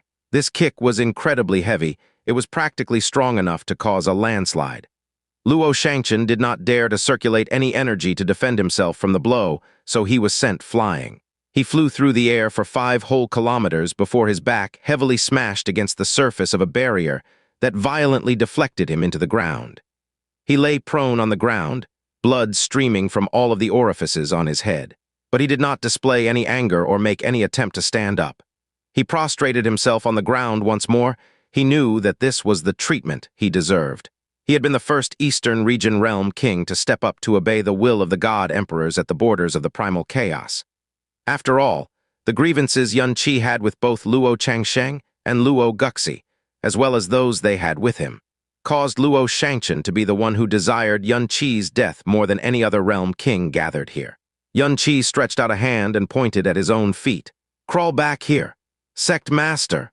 The Holy Eve's great elder stretched out a hand, but he did not dare to go forward to help Xianxia to his feet. In fact, he did not even dare to make a single sound beyond his title. Xianxia's eyes were indicating to him from far away that he was not to make any rash moves. Xianxia kept quiet. He hardly showed any hesitation as he started crawling forward on his hands and knees, without any profound strength to support himself. He knew that the only way for him to preserve the Holy Eve's realm was to suffer enough humiliation, to the point where his dignity would be ground to dust. In the Eastern Divine Region, he was a realm king who reigned above all other realm kings. But what befell him right now was utter humiliation. A humiliation that far exceeded everything his fellow realm kings had suffered. A humiliation that even a mortal would not be able to bear. However, compared to the blows he had suffered over the last few days, this barely even tickled him. He slowly crawled toward Qianye as Qianye and countless profound practitioners from the eastern divine region watched. The distance which he had covered in the blink of an eye now seemed interminably long. He had only covered half a kilometer by the time 7 minutes had passed. At this moment, a sound transmission from a burning moon divine envoy rang in Qianye's ears. His brows sank slightly before he let out a cold and dull chuckle. Let him enter. It was also at this moment that all of the moon-eaters and witches in the eternal heaven god realm glanced to the side, because the person who had just arrived was, shockingly enough, radiating the aura of a level 7 divine master. Luo Xianxia, who was in the midst of crawling toward Qianye, suddenly froze as his eyes violently shuddered. No one was more familiar with this aura than he was. Luo Qianxia. No, this was the vile spawn of Luo Guxi and that peasant Ning danking from the lower realm, the main culprit behind his wife and his son's deaths. Luo Qianxia's figure soon shot in from afar, appearing within the projection to the audience. He still wore snow-white robes that fluttered elegantly, and landed before Qianye and the rest of the experts of the northern region. Holy Eve's Luo Qianxia greets the devil master of the northern region. He gave Qianye a simple bow that was neither servile nor overbearing. As he said those words, his eyes seemed to subtly flick toward the activated grand projection formation. No one knew if this was deliberate or not, but he had not addressed Qianye as the devil master. He had addressed him as the devil master of the northern region. Well, if it isn't young Master Qianxia? Qianye did not even look at Luo Qianxia directly as his devilish might overflowed. How could Luo Qianxia even be mentioned in the same breath as him now? Did you come here to accompany your royal father in his performance? The word, performance, was extremely insulting, but Luo Qianxia's face remained calm and impassive. He replied, no, royal father's actions represent the will of the Holy Eve's realm, but I, Luo Qianxia, have come here for my own volition to submit myself to the devil master. As for my sincerity, I believe it will definitely satisfy you. Luo Xianxia glanced at Luo Qianxia from the corner of his eyes, his heart violently thumping in his chest. Unfortunately, there was no way he could act up in such a situation, and it was even less likely that he would expose the gigantic scandal of the Holy Eve's realm for the world to see. Good, very good. Qianye gave a dull laugh. To think that you would so easily adapt to your new circumstances, you truly do live up to your name as the famed young Master Qianxia. However, you should wait for your royal father to finish showing his sincerity before you do anything. Of course. Luo Qianxia bowed toward Qianye again before he stood to the side. As he raised his head to look at Luo Xianxia, there wasn't a single ripple in his eyes. After a short pause, Luo Xianxia continued to crawl toward Qianye. Every length he crawled forward along this interminably long stretch of 5 kilometers was a mark of shame and disgrace that would never be wiped away. He could no longer hear any of the voices besides him clearly, and his vision continued to sway. However, he refused to look in Luo Qianxia's direction for even an instant, even after his vision had grown blurry. Finally, after what felt like a lifetime had passed, he had used his own hands and knees to crawl back to Qianye's feet. What lay behind him was his lifetime of glory and honor. All of it had been ground into dust. Pa, Qianye slowly clapped his head as a faint smile appeared on his face. He praised Luo Xianxia. You are indeed worthy of being the Holy Eve's realm king. Your posture as you crawled towards me is not something that any animal can imitate. It simply fills my heart with warmth and joy. In fact, I find myself left with no other choice but to clap my hands and sigh in admiration. As he finished clapping, he lashed out with another kick, which connected solidly with Luo Xianxia's head. Luo Xianxia still did not circulate any energy to block the blow, so he was sent flying once more. This time, a long arrow of blood shot from his mouth, and there were even some of his teeth mixed in. Bang! Luo Xianxia smashed into the ground far away from Qianye. He had once more been flying several kilometers. As he slowly crawled to his knees, Qianye's calm and gloomy voice rang in his ears like the voice of a devil. Since the Holy Eve's realm king is so skilled in this art, why not crawl up here one more time and give the people of the world more joy? The Holy Eve's great elder was trembling from head to toe. Luo Xianxia unconsciously started to ball his hands into fists. Even though he had been prepared to endure any and all humiliation, his heart and soul were still spasming with anger at this moment. "Please wait a moment," a voice suddenly rang out at an inopportune time. Luo Changsheng stepped forward, but before he could even finish speaking, a black shadow had already shot toward him. It moved so fast that Luo Changsheng could not even begin to dodge it, despite his cultivation. "Pa!" With a heavy crack so loud that it threatened to split one's eardrums, Luo Changsheng was sent flying into the distance. Yan Three's arms retreated back into his black robes as his eyebrows sank, and he spoke in a cold voice. "When Master is talking, a stripling like you is far from qualified to interrupt him." This was a slap that had been delivered by a Yama ancestor. If it was most other people, even their souls would have been shattered by that slap. Luo Changsheng flipped his body around and one side of his face was blood red, but there was no shock or anger on his face. Instead, he bowed toward Qianye and said, "I was rude and impetuous, however, I beg for the Devil Master to grant me one kindness." Qianye glanced to the side. "I hope that the Devil Master will magnanimously allow me to complete the rest of the journey on behalf of my royal father." He bent his head respectfully, but pleading could be heard in his calm voice. Luo Changsheng's words moved the hearts of countless Eastern region profound practitioners. Luo Shangchen jerked his head up to stare at Luo Changsheng as he yelled, "Scram! Hurry up and leave!" In the eyes of the world, this was undoubtedly Luo Shangchen trying to protect Luo Changsheng from enduring any humiliation. Only the people from the Holy Eve's realm understood the sorrow and rage in his voice. "Ha ha ha ha!" Qianye let out a great laugh before he said, "It looks like your royal father doesn't appreciate your kindness, but whether he appreciates it or not is his own business, because how could I bear to waste your show of filial piety? If you can't replace him, then you can do it alongside him. After all, the two of you are father and son." He put heavy emphasis on the words, father and son, and his smile was deeply mocking. At this moment, everyone from the Holy Eve's realm was struck by the sense that Qianye knew the whole truth behind their father and son relationship. "All right." Luo Changsheng did not try to fight for any more favors. He simply gave Qianye a respectful bow instead as he said, "Thank you for your kindness, Devil Master." After he finished speaking, he quietly flashed over to Luo Shangchen's side and got on his hands and knees beside him. "Get lost!" Luo Shangchen violently thrust out a hand toward Luo Changsheng. Luo Changsheng did not try to defend himself, but Kai Weiao suddenly raised a hand. She sealed Luo Shangchen's power away while speaking in a merry voice. "Holy Eve's realm king, it's rare for your son to make such a show of filial piety. He's willing to share all glory and shame together with you. Rejecting him like this is quite unsightly." Within the northern divine region, Kai Weiao's authority was second only to Qianye's. Even though 1,000 waves were currently crashing about in Luo Shangchen's heart, he still bit his lip and bore it. He had already suffered so much humiliation, so how could he risk the safety of his sect over a fit of pique? He kept quiet and simply put his head down, resuming his crawl toward Qianye once again. As the #1 realm king of the eastern divine region, he had thought of dying gloriously in battle. When the Devil Emperor returned to the world, he had even thought of blindly throwing his life away. However, he had never once imagined that he would actually be willing to endure such humiliation, because Qianye knew that this was far harder on him than death. So while Qianye's actions were superficially magnanimous, the intentions behind these actions were most cruel. This was the cruelest way he could take revenge on Luo Shangchen. But who exactly was to blame for his present plight?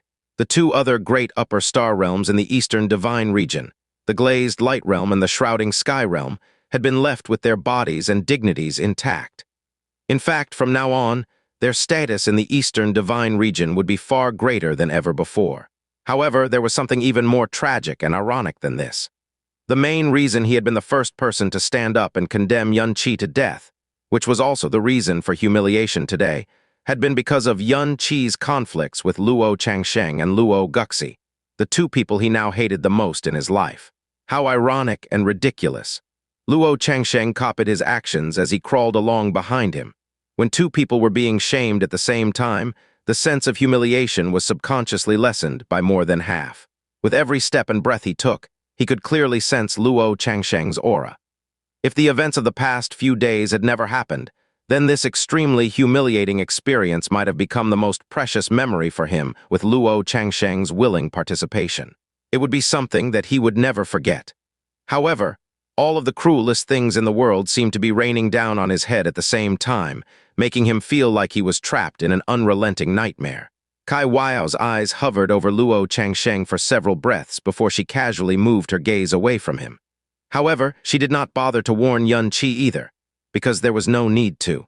When he finally crawled back to where Yun Qi was sitting, Luo Shangchen kowtowed toward him and said, "I am aware that the crime I committed back then is unforgivable, so everyone in my Holy Eve's realm will definitely carve the Devil Master's kindness of sparing our lives into our hearts. Our loyalty will never waver." Just when he finished swearing that vow of loyalty, he suddenly sensed profound energy erupt behind him.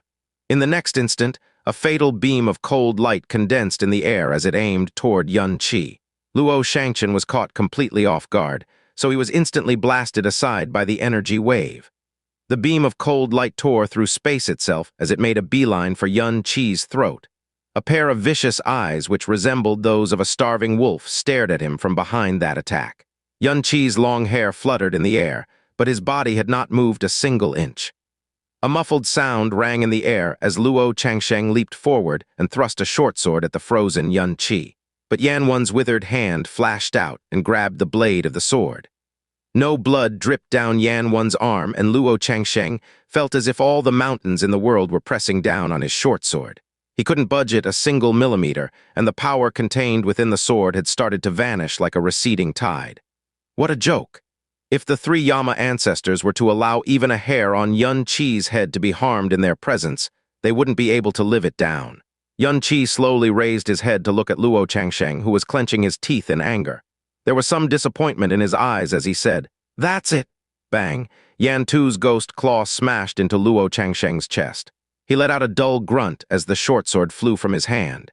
He was instantly sent flying, but Yan 3's body bizarrely appeared in the air above him as he stomped down on him with brutal force. Boom! A huge explosion ripped through the air as the ground itself fractured under the impact, and a large mouthful of blood sprayed out from Luo Changsheng's mouth. This sudden change shocked the entire Eastern Divine region. If someone reached the cultivation of a level 7 Divine Master, they would be seen as gods amongst men in any divine region anywhere. However, Yun Qi's entourage consisted of the three Yama ancestors, who formed a protective circle around him. The Devil Queen, the Yama Emperor and a coterie of witches, Moon Eaters, and Yama Devils. Luo Changsheng, who had once been incomparably brilliant, had lost all of his dazzle in the presence of such luminaries. Even Yun Qi himself had grown powerful enough to incinerate Honorable Tai Yu with a single hand. How could Luo Changsheng ever hope to kill him? Had he lost his mind? Yu-Ji! AAAHH? Luo Changsheng's eyes turned scarlet red. Even though he faced the three Yama ancestors, people who were powerful enough to suppress any god emperor, he showed no fear whatsoever. He let out a furious roar as he burned every bit of his blood essence to launch his ultimate attack. A storm that could even rend dimensions apart violently erupted from his body. The earth and space surrounding Luo Changsheng started to slowly disintegrate. A long trail of blood streamed behind him as he forcefully escaped from Yan 3's suppression. However, he did not take this opportunity to flee. Instead, he drew another short sword and started to crazily pour all of his energy into it. Within the storm, the short sword streaked out like a despairing shooting star as it soared toward Yun Qi. However, Yan 1 shattered that shooting star in the next instant with a single slap, leaving behind dying embers of light and that out-of-control storm. Bang! Bang! The sound of two huge explosions intermixed with one another as Yan 2 and Yan 3's ghost claws smashed into Luo Changsheng's body at the same time. Given his cultivation, Luo Changsheng was still able to put up a struggle against the Yama ancestors. All of his power and focus were concentrated on Yun Qi, so he had not even bothered putting up the most basic of defenses. Under the incomparably dreadful Yama devil powers of two Yama ancestors, Luo Changsheng's face instantly lost all color. Blood streamed from all the orifices on his face as more than blood exploded from his body in more than a dozen places. He smashed into the ground like a falling boulder. Changsheng? At this moment, Luo Shangchen finally woke up from his reverie. He roared in a hoarse voice as he tried to lunge forward, but someone had firmly wrapped an arm around him. The Holy Eve's great elder grabbed onto him tightly, vigorously shaking his head at him. Luo Changsheng lay limp on the ground as he painfully coughed out mouthfuls of blood. At first, the blood that flowed from his mouth had been bright red, but but it had slowly begun to turn deep black, a color that matched the complexion of his face. He did not try to regulate his energy and blood or beg for mercy. He raised his head proudly in the air and stared at the grand projection formation.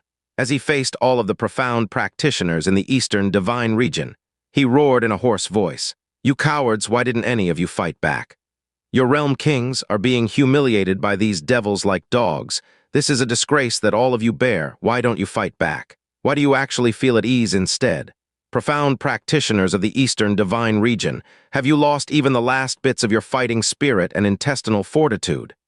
Those eyes filled with anger and outrage. Those blood-filled cries shook every corner of the Eastern Divine region. "Xianxia, shut up, shut up, Luo Xianxia roared in a trembling voice. He lunged forward and fell to his knees heavily in front of Yuan-Chi. He spoke in a deeply terrified voice, "Devil Master, I did not teach my son well. Xianxia went through a huge setback recently, and he's lost his wits. For the great offense he committed just now, I will personally cripple his cultivation and lock him up in the Holy Eve's realm for the rest of his life. I promise that he will never take half a step out of the Holy Eve sect until the day he dies.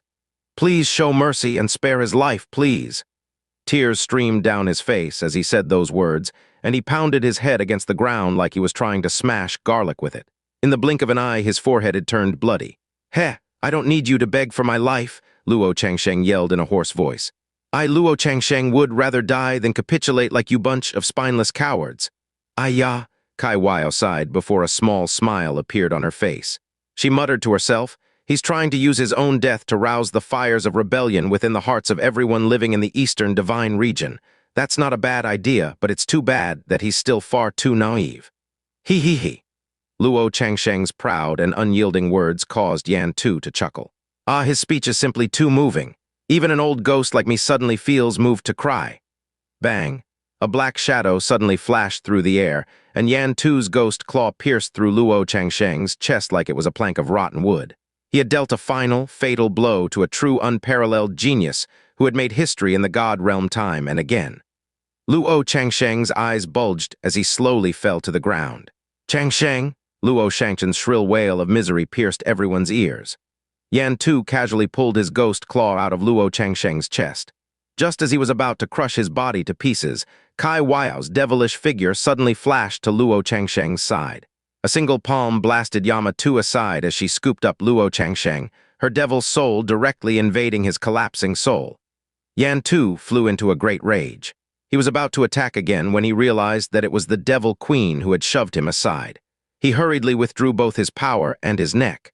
The Yama ancestors' first rule of survival. If they violently beat up any of the Devil Master's men in a fit of pique, there would be no problems at all, but they could not touch or even shout at any of the women by his side. Kai Waiao withdrew her devil soul in the next instant as she impassively flung Luo Qianxia away. He just so happened to land beside Luo Xianxia. Yuan-Chi had watched the entire proceedings with cold eyes, not having said a single word throughout. "Qianxia, Qianxia!" Luo Xianxia hurled himself at Luo Qianxia as he hugged his blood-stained body. As he felt his life slip away, tears of blood started to stream down his face. If there hadn't been a deep bond between him and Luo Qianxia, why would he have gone to pieces when he found out the truth? Luo Qianxia was clearly a bastard, and a bastard whom Luo Guxi had used to take her revenge on him. But when Luo Xianxia saw him receive that fatal blow, it broke both his heart and soul, racking him with unimaginable pain. Luo Qianxia's arm was moving. He was using all of his remaining strength to stretch it out toward Luo Xianxia as he whispered in a voice that was as soft and weak as the chirping of an ant, "Royal Father, I'll be going on ahead." Luo Xianxia's entire body shuddered, and he found it hard to speak as he stifled his sobs. "I am Luo Qianxia," he mumbled. "I am Royal Father's son, the Holy Eve's young master. I am not a bastard." Luo Xianxia closed his eyes and whispered gently, "That's right, you're definitely Qianxia. You're the pride of the Holy Eve's realm, my son. No matter what, you will always be the son I am most proud of." As the light in his eyes began to fade, Luo Qianxia seemed to smile. He stared at the grand projection formation in the sky and felt as if he could see countless eyes staring back at him. A small smile twisted his lips as he whispered, "Like this, everyone will remember me, Luo Qianxia. They will remember that I am Luo Qianxia." That faint smile froze on his face as the gray skies were reflected in his eyes. when everyone had chosen surrender, a surrender that had been utterly shameful and disgraceful at that. Luo Changsheng, the one with the greatest talent and the most dazzling future, the one who should have treasured his life above all else, had chosen to die rather than submit. Everything he did before his death, every hoarse cry, would be deeply etched in the memories of all the profound practitioners of the Eastern divine region. Everyone would remember, they would remember forever, that he was Luo Changsheng. As he clearly felt the last traces of Luo Changsheng's life slip away, every single muscle in Luo Shangchen's body started to warp and spasm, and even his soul was convulsing. Sometimes he felt completely hollowed out, but even that hollow emptiness was accompanied by a violent pain he had never felt before. He picked up Luo Changsheng's body, his eyes empty and vacant, and slowly walked away. His footsteps were as heavy as those of a frail and ancient man, and he seemed to have completely forgotten that he had not received Yuan Qi's dark mark. In fact, he had even forgotten to ask him for permission to leave. Yuan Qi did not give any orders to stop him, and no one stepped forward to stop him themselves. Yuan Qi turned around and sent a sound transmission to Kai Waiao. "Did you search his memories?" "Yes," Kai Waiao replied. "I originally thought that he would be aware of Luo Guxi's whereabouts, but to my surprise, he was not. This crazy woman still remains a threat, one that is neither significant nor can be ignored." Even though she had not obtained any news of Luo Guxi, she had obtained other information. Yuan Qi did not pursue the matter any further. "Ah, what a pity."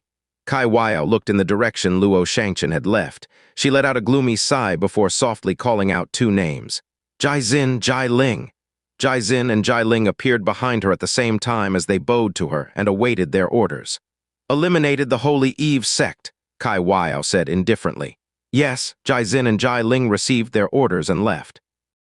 After Luo Shangchen went away, Yan Xianxia suddenly let out a sigh. "I had heard of this Luo Changsheng a long time ago. He was supposed to be a young and extraordinary talent. After seeing the man with my own eyes, I can now say that he was a bit foolish and naive, but not without a backbone. It's always a bit of a shame to lose a person like that." "Backbone?" Kai Waiao smiled. "Yama Emperor, you didn't think he would rather die than submit to darkness, did you?" Yan Xianxia looked at her with question marks on his head. Kai Waiao explained. From the moment he was born, Luo Changsheng was known as the son of the Holy Eve's realm king and the disciple of Luo Guxi.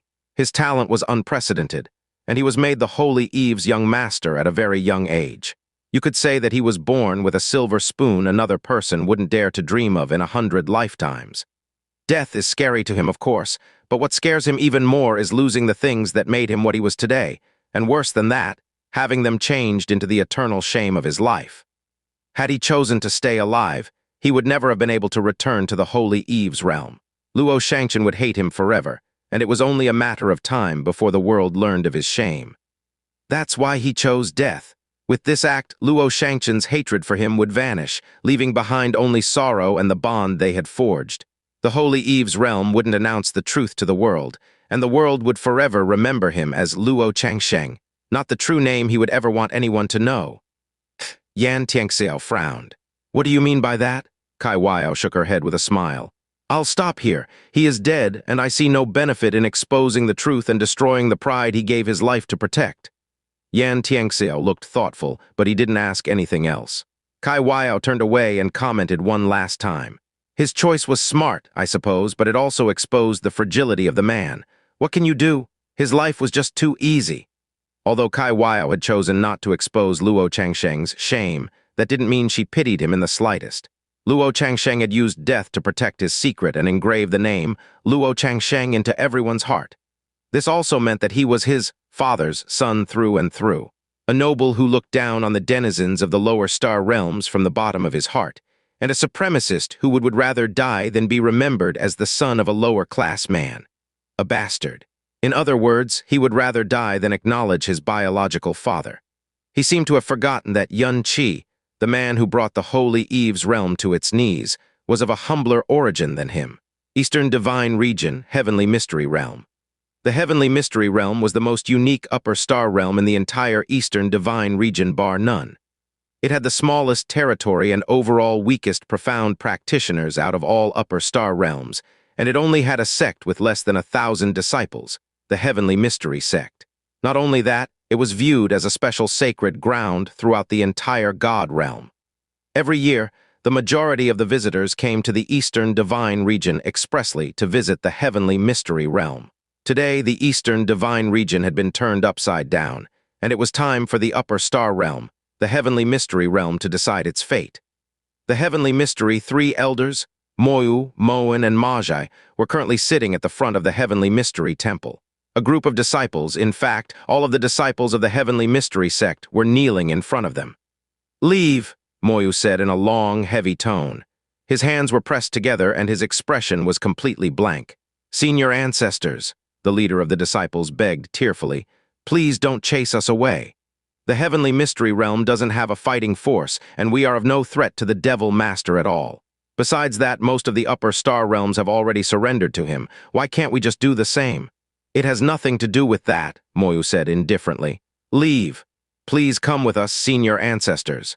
We can go to the Western Divine Region. Surely they will welcome us and our Heavenly Mystery Divine Power with open arms. There won't be a Heavenly Mystery sect or Heavenly Mystery Divine Power anymore." Magi repeated the ruthless statement that had stunned all Heavenly Mystery disciples into speechlessness a while ago. "From this day onward, you will never call yourself a Heavenly Mystery disciple again. Now leave." In the end, the Heavenly Mystery three elders appeared as stony as ever. Seeing that their last attempt to change their senior ancestors' minds was futile, the Heavenly Mystery disciples bowed deeply and said, "Thank care, senior ancestors." They scattered and left the realm just like that. A long time ago, the Heavenly Mystery Realm would be overflowing with people hoping to take a peek at fate for their own gain. Today, Moyu, Moen, and Magi were the only ones left in the quiet, desolate realm. "AI?" Moyu opened his eyes and stared at the darkened sky. He said, "The will of the heavens is unpredictable and fate can change at any moment. So what if we could glean a moment of heavenly mystery?" Moen asked. "How do you think the balance of scales will weigh? Do you think we've led virtuous or sinful lives?" "We are sinful," Magi gave his answer. "Perhaps the very act of gleaning a heavenly mystery was a sin from the beginning." Moen raised his hand and summoned the Heavenly Mystery God Canon.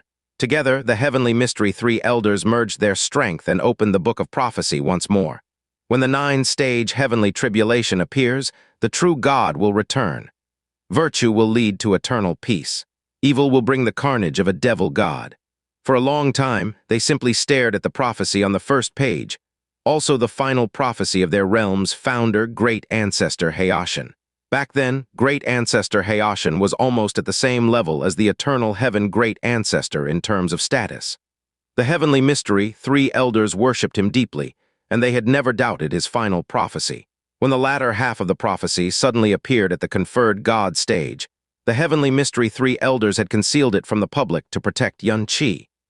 Qianye's battles during the profound God convention were eye-opening even for the Heavenly Mystery three elders. They had seen how clear and free of taint his eyes were, and they were certain that Qianye would bring great happiness to the world when he achieved full maturity. Had they chosen to make public the prophecy, the people would have overlooked the first half completely. They would only think of him as a threat and act to eliminate him. After Qianye saved the world and was betrayed by the very people he saved, they chose to inform the eternal heaven God Emperor about this after a long and serious consideration. At the time, the eternal heaven God Emperor was neck-deep in regret and self-loathing. The thought of killing Qianye never crossed his mind, even though the latter had exposed his darkness profound energy, and he was even thinking hard on how to protect Qianye's life, all the while keeping his birthplace a tight secret.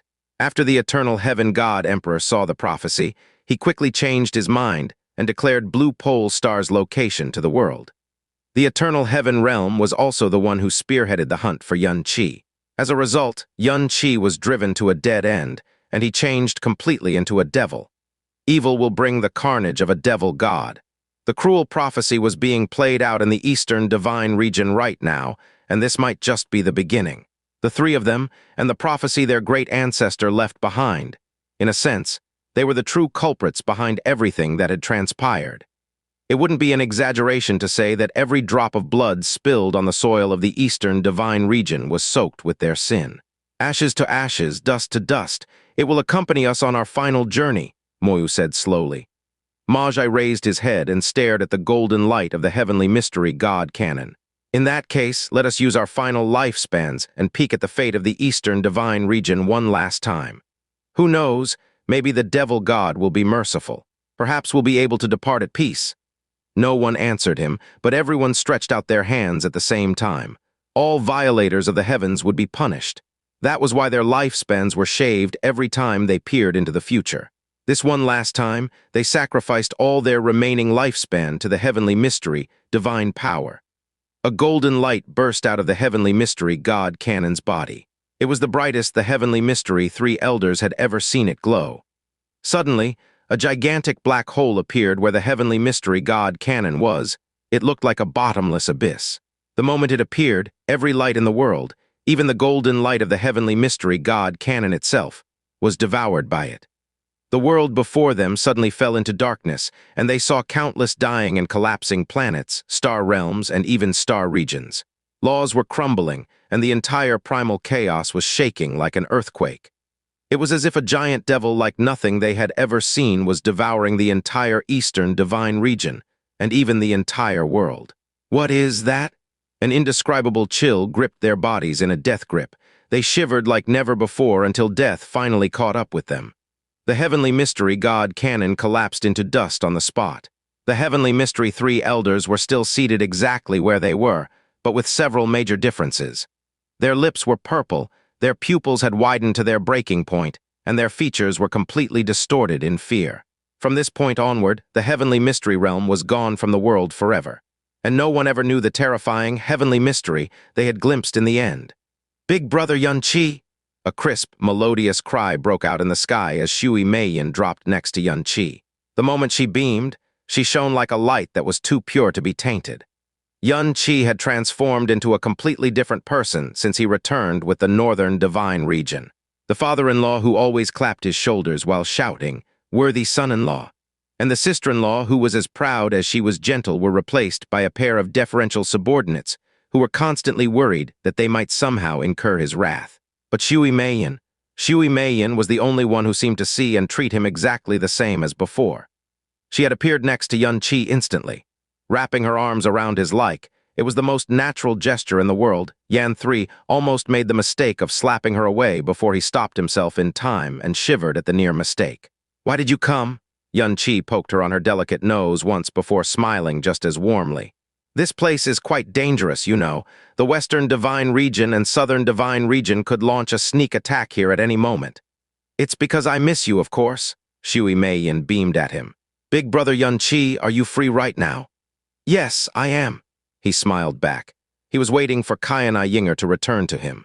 When he left the Brahma Monarch God realm, Qianye Ying'er had told him that she would return to him regarding everything related to the Wood Spirit's tragedy in 3 days. But 3 days had passed, and she still hadn't sent him a message. "In that case, can you tell me about your experiences in the Northern Divine Region?" Qianye Ying'er looked at him with expectant eyes.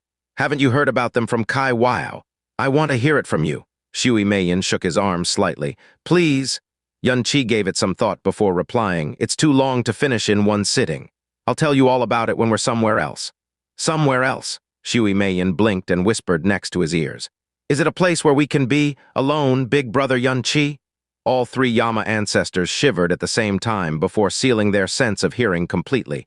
Youngsters these days were so disgusting. Qianye's smile grew wider before he said, "To be honest, I'm more curious about the years you spent at the Moon God realm. Xianxia didn't do anything bad to you, did she?" Qianye Ying'er looked away before curling her eyebrows. "Can we make a promise, big brother Qianye? Can we never bring up the name Xianxia again, please?" She looked completely serious when she said this. "Why?" Qianye asked. "It's because she did terrible things to both you and me, and every time I hear her name, I'll inevitably recall the memories I least want to think about. She's dead already, so can we please forget about her completely?" Qianye looked slightly astonished, but he quickly gave her a smile and said, "Sure." She was right. That woman was dead, and talking about her would only bring back painful memories to himself and the people around him. She was best left forgotten forever. Kai Wao slowly walked over. She wanted to tell Qianye that Zhou Zuzi had already reached the Dragon God realm. She also wanted to tell him that she had found out a new piece of information via her link with Zhou Zuzi, that it seemed like the Dragon Monarch had entered the God realm of absolute beginning. However, when she sensed Qianye Ying'er's aura next to Yuan Qi from a distance away, she smiled and turned around to leave. "Big brother Yuan Qi, is big sister Wao really your empress?" Qianye Ying'er asked. "Yes," Yuan Qi nodded his head. "I can't shake the feeling that it doesn't really seem that way." Qianye Ying'er was looking at him very expectantly.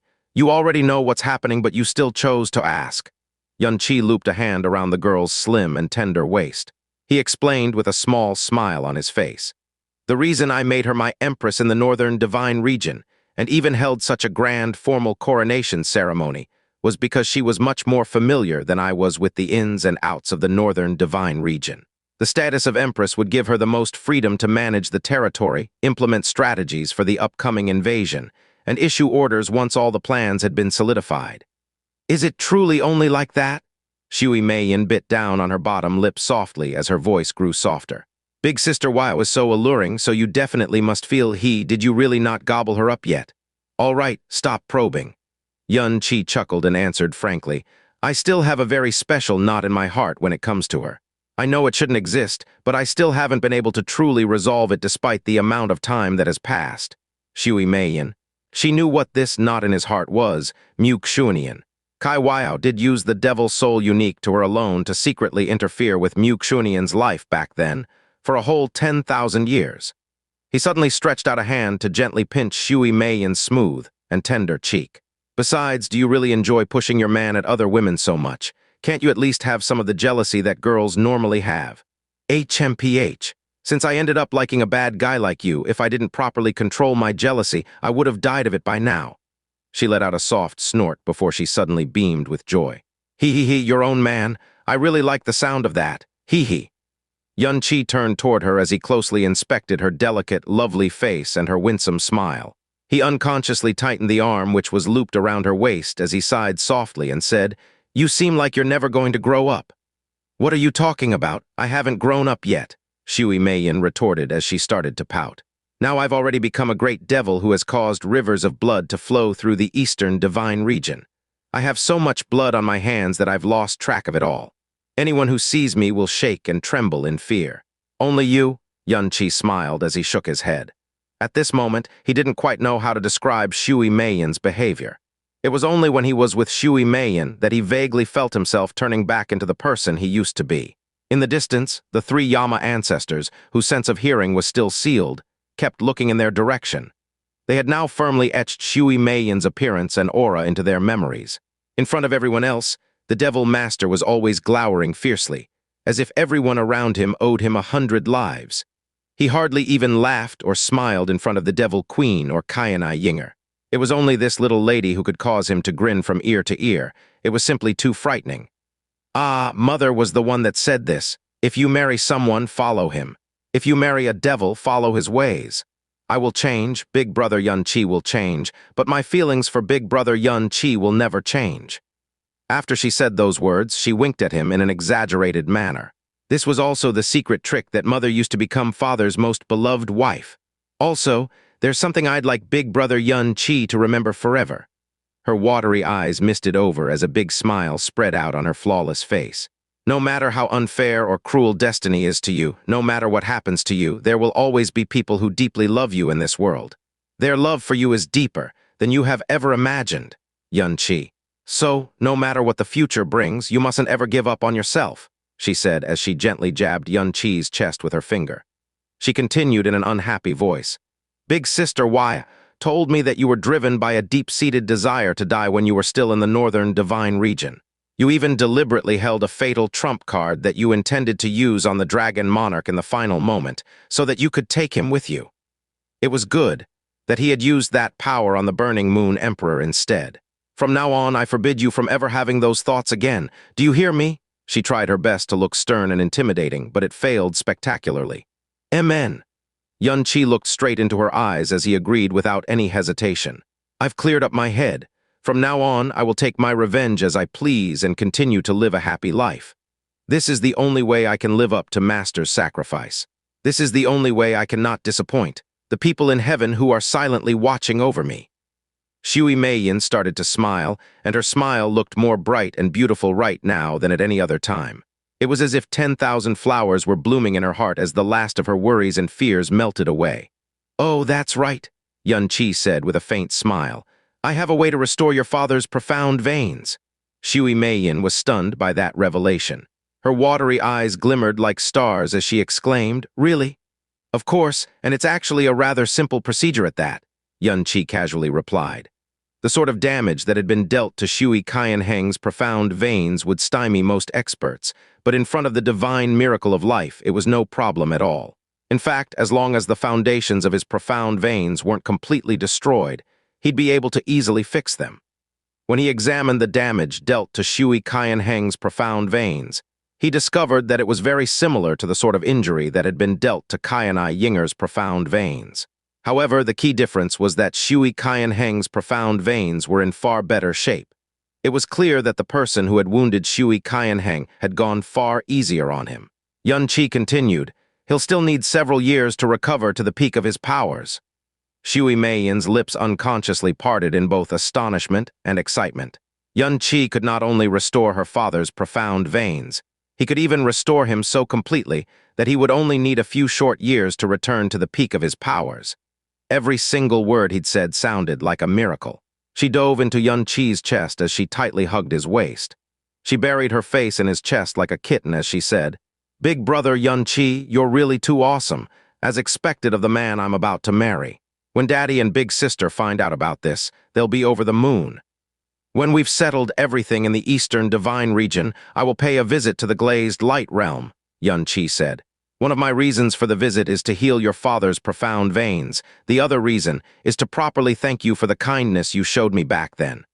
"Ah, how should I reward Big Brother Qianye then?" Her face was still red with excitement as she started sincerely thinking of a way to reward him. Qianye laughed as he shook his head. "This is no trouble for me at all. It's hardly even worth mentioning compared to everything you have done for me." I used the word reward, not thank. Those are two completely different things. Her alluring eyes whirled toward him as something sprang to mind. Her lips slowly approached Qianye's ear, and a pink blush slowly crept from her face to her neck as she very quietly whispered a few words only she and Qianye could hear. As she whispered those words into his ear, her lips pursed up slightly and her eyes grew warm and gentle. But it was at this exact moment that a frigid voice rang out at a very inopportune moment. "HMPH, you're still a witless little girl, I see. Qianye and I grew bored of such silly things a long time ago." The two of them abruptly separated as Qianye Ying'er landed in front of them. She did not spare Qianye even a single glance as her gorgeous golden eyes stared daggers at Xianxia. The words she had used all of her courage to quietly whisper had actually been overheard by someone else. Xianxia's heart was flustered, but she was no simple character. She wouldn't simply roll over and give up. Her eyebrows immediately arched up and she pursed her lips as she retorted, "Big brother Qianye has only grown bored of such things with you. He isn't bored at all if I do it. In fact, his heart was beating really loudly just now, you know." Qianye Ying'er found herself at a loss for words for a moment. It was as if she never expected that this witless little girl would be able to launch such a fearsome counterattack just seconds after she had landed a critical hit on her. Her eyes faintly narrowed as she gave Xianxia a smile that wasn't a smile at all. "Then you don't understand him at all. The things that this beastly man loves are far beyond what a witless little girl like you can ever imagine." The dreaded and esteemed devil master of the northern region looked like he had been struck by consecutive blows. His body slouched downwards and he wasn't quite sure if he should stand up or sit down. The only thing he was absolutely sure of was that his face was burning uncontrollably right now. What was happening? "Oh, really?" Xianxia's eyebrows arched even higher as a look of deep curiosity appeared in her beautiful eyes. "Then what exactly does Big Brother Qianye like the most? If I were to say it out loud, I'm afraid you wouldn't be able to take it." "Perhaps," Qianye Ying'er let out a very dry chuckle, "if you obediently beg me, I might consider personally teaching you." "Don't wanna," Xianxia said in a cheery voice. "I only want Big Brother Qianye to teach me. I'll do anything that Big Brother Qianye likes." Qianye Ying'er. "Furthermore, I even have a super pretty big sister. With her help, I can do far more things than you can ever do." Qianye Ying'er. Email protected, number yen%. Qianye could clearly see the space between Qianye Ying'er and Xianxia faintly distorting as they stared at one another. He shot to his feet and stood between the two women. His expression was calm and dignified as he said, "How goes the investigation?" Qianye Ying'er simply turned to look to the side. "I'll go find Big Sister Wow." Xianxia stuck out her tongue at Qianye as she giggled and left the area. In front of Qianye, Xianxia really did seem like a little girl who would never grow up. However, that was only in front of Qianye. After all, she possessed the only divine, stainless soul in the world. When it came to her soul, she was truly capable of lording it over the rest of them, so there was no reason for her to back down or concede defeat to anyone. Qianye Ying'er stretched out a hand and made a very simple gesture. Immediately, two deep and vast energy fields started to descend from above. They landed to the left and right of Qianye Ying'er. They were precisely Qianye Wugu and Qianye Bingju. Their arrival instantly attracted the three Yama ancestors' dark and gloomy eyes. When the two Qianye ancestors arrived, their gazes also fell on the three Yama ancestors, as the rumors they had once dismissed as absurd appeared before their very eyes. This was nothing less than a wonderful and mysterious experience for them. Qianye glanced at them as he said, "They truly are the ancestors of the Brahma Monarch God realm. They've already recovered this much of their power in just the short span of a few days." Without bothering to wait for their reply, he immediately followed up with a question to Qianye Ying'er. "How much time do they have left without the primordial seal of life and death?" "1,000 years." The one who replied was Qianye Wugu. His voice and expression were as dry as an ancient well. It was as if they didn't care at all that Qianye Ying'er had handed over the primordial seal of life and death to Qianye just like that.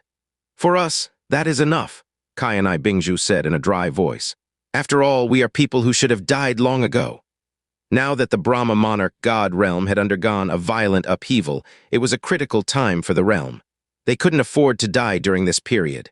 As a result, they had chosen to stay at Qianye Ying'er's side after Qianye Fanshan's death.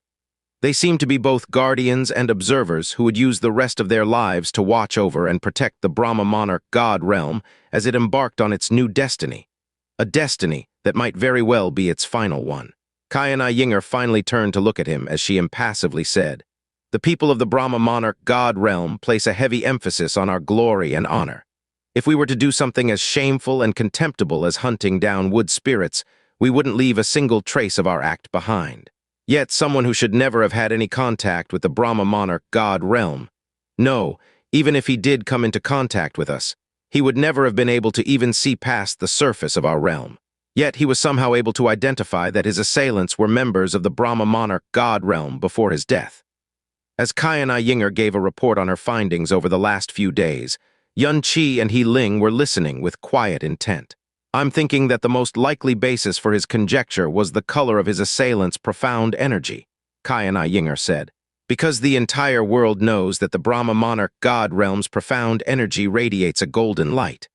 As a result, the deceased wood spirit patriarch probably thought his assailants were members of the Brahma Monarch God realm when he saw the golden tint of their profound energy." Qianye furrowed his brow as he said, "But according to what I know, the only star realm in the Eastern Divine region whose profound energy glows golden is the Brahma Monarch God realm." "That's right," Qianye Ying'er said. "But what if we look outside the Eastern Divine region?"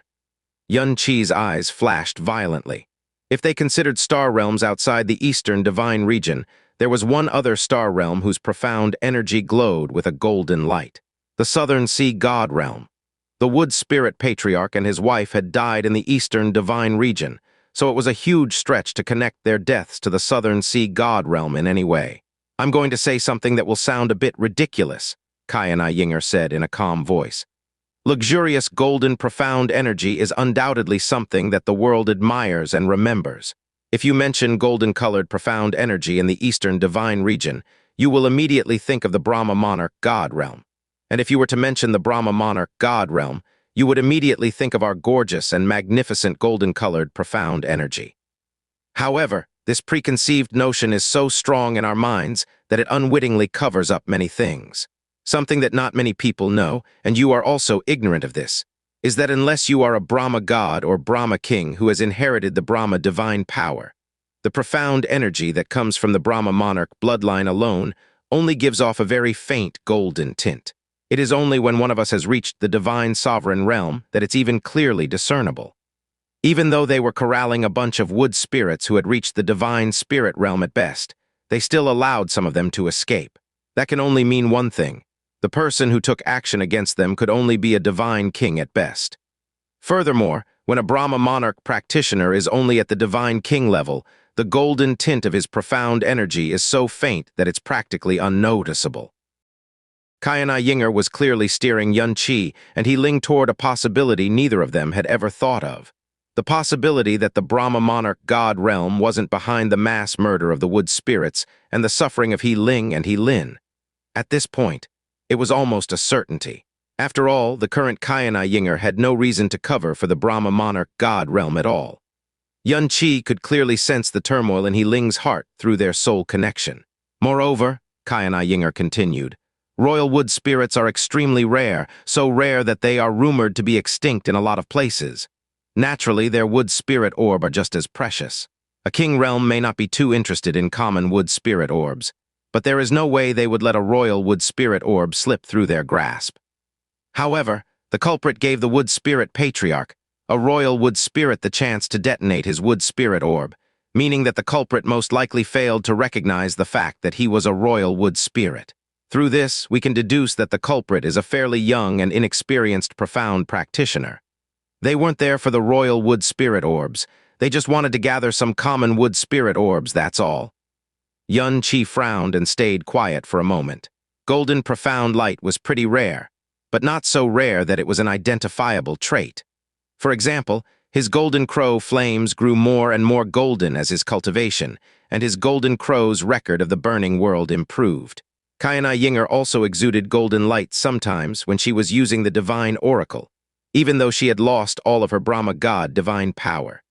To his knowledge, the only profound practitioners who exuded natural golden profound aura were the profound practitioners of Brahma Monarch realm and Southern Sea realm.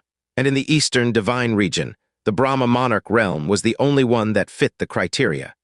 There was almost no one who hadn't heard of the Brahma Monarch god realm, since they were the strongest king realm of the Eastern divine region.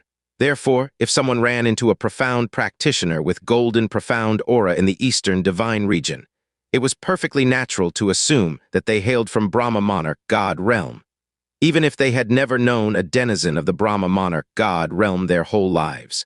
Xianxia didn't know that the color of Brahma Monarch profound practitioner's aura were almost the same as a normal profound practitioner's until they reached divine sovereign realm or above.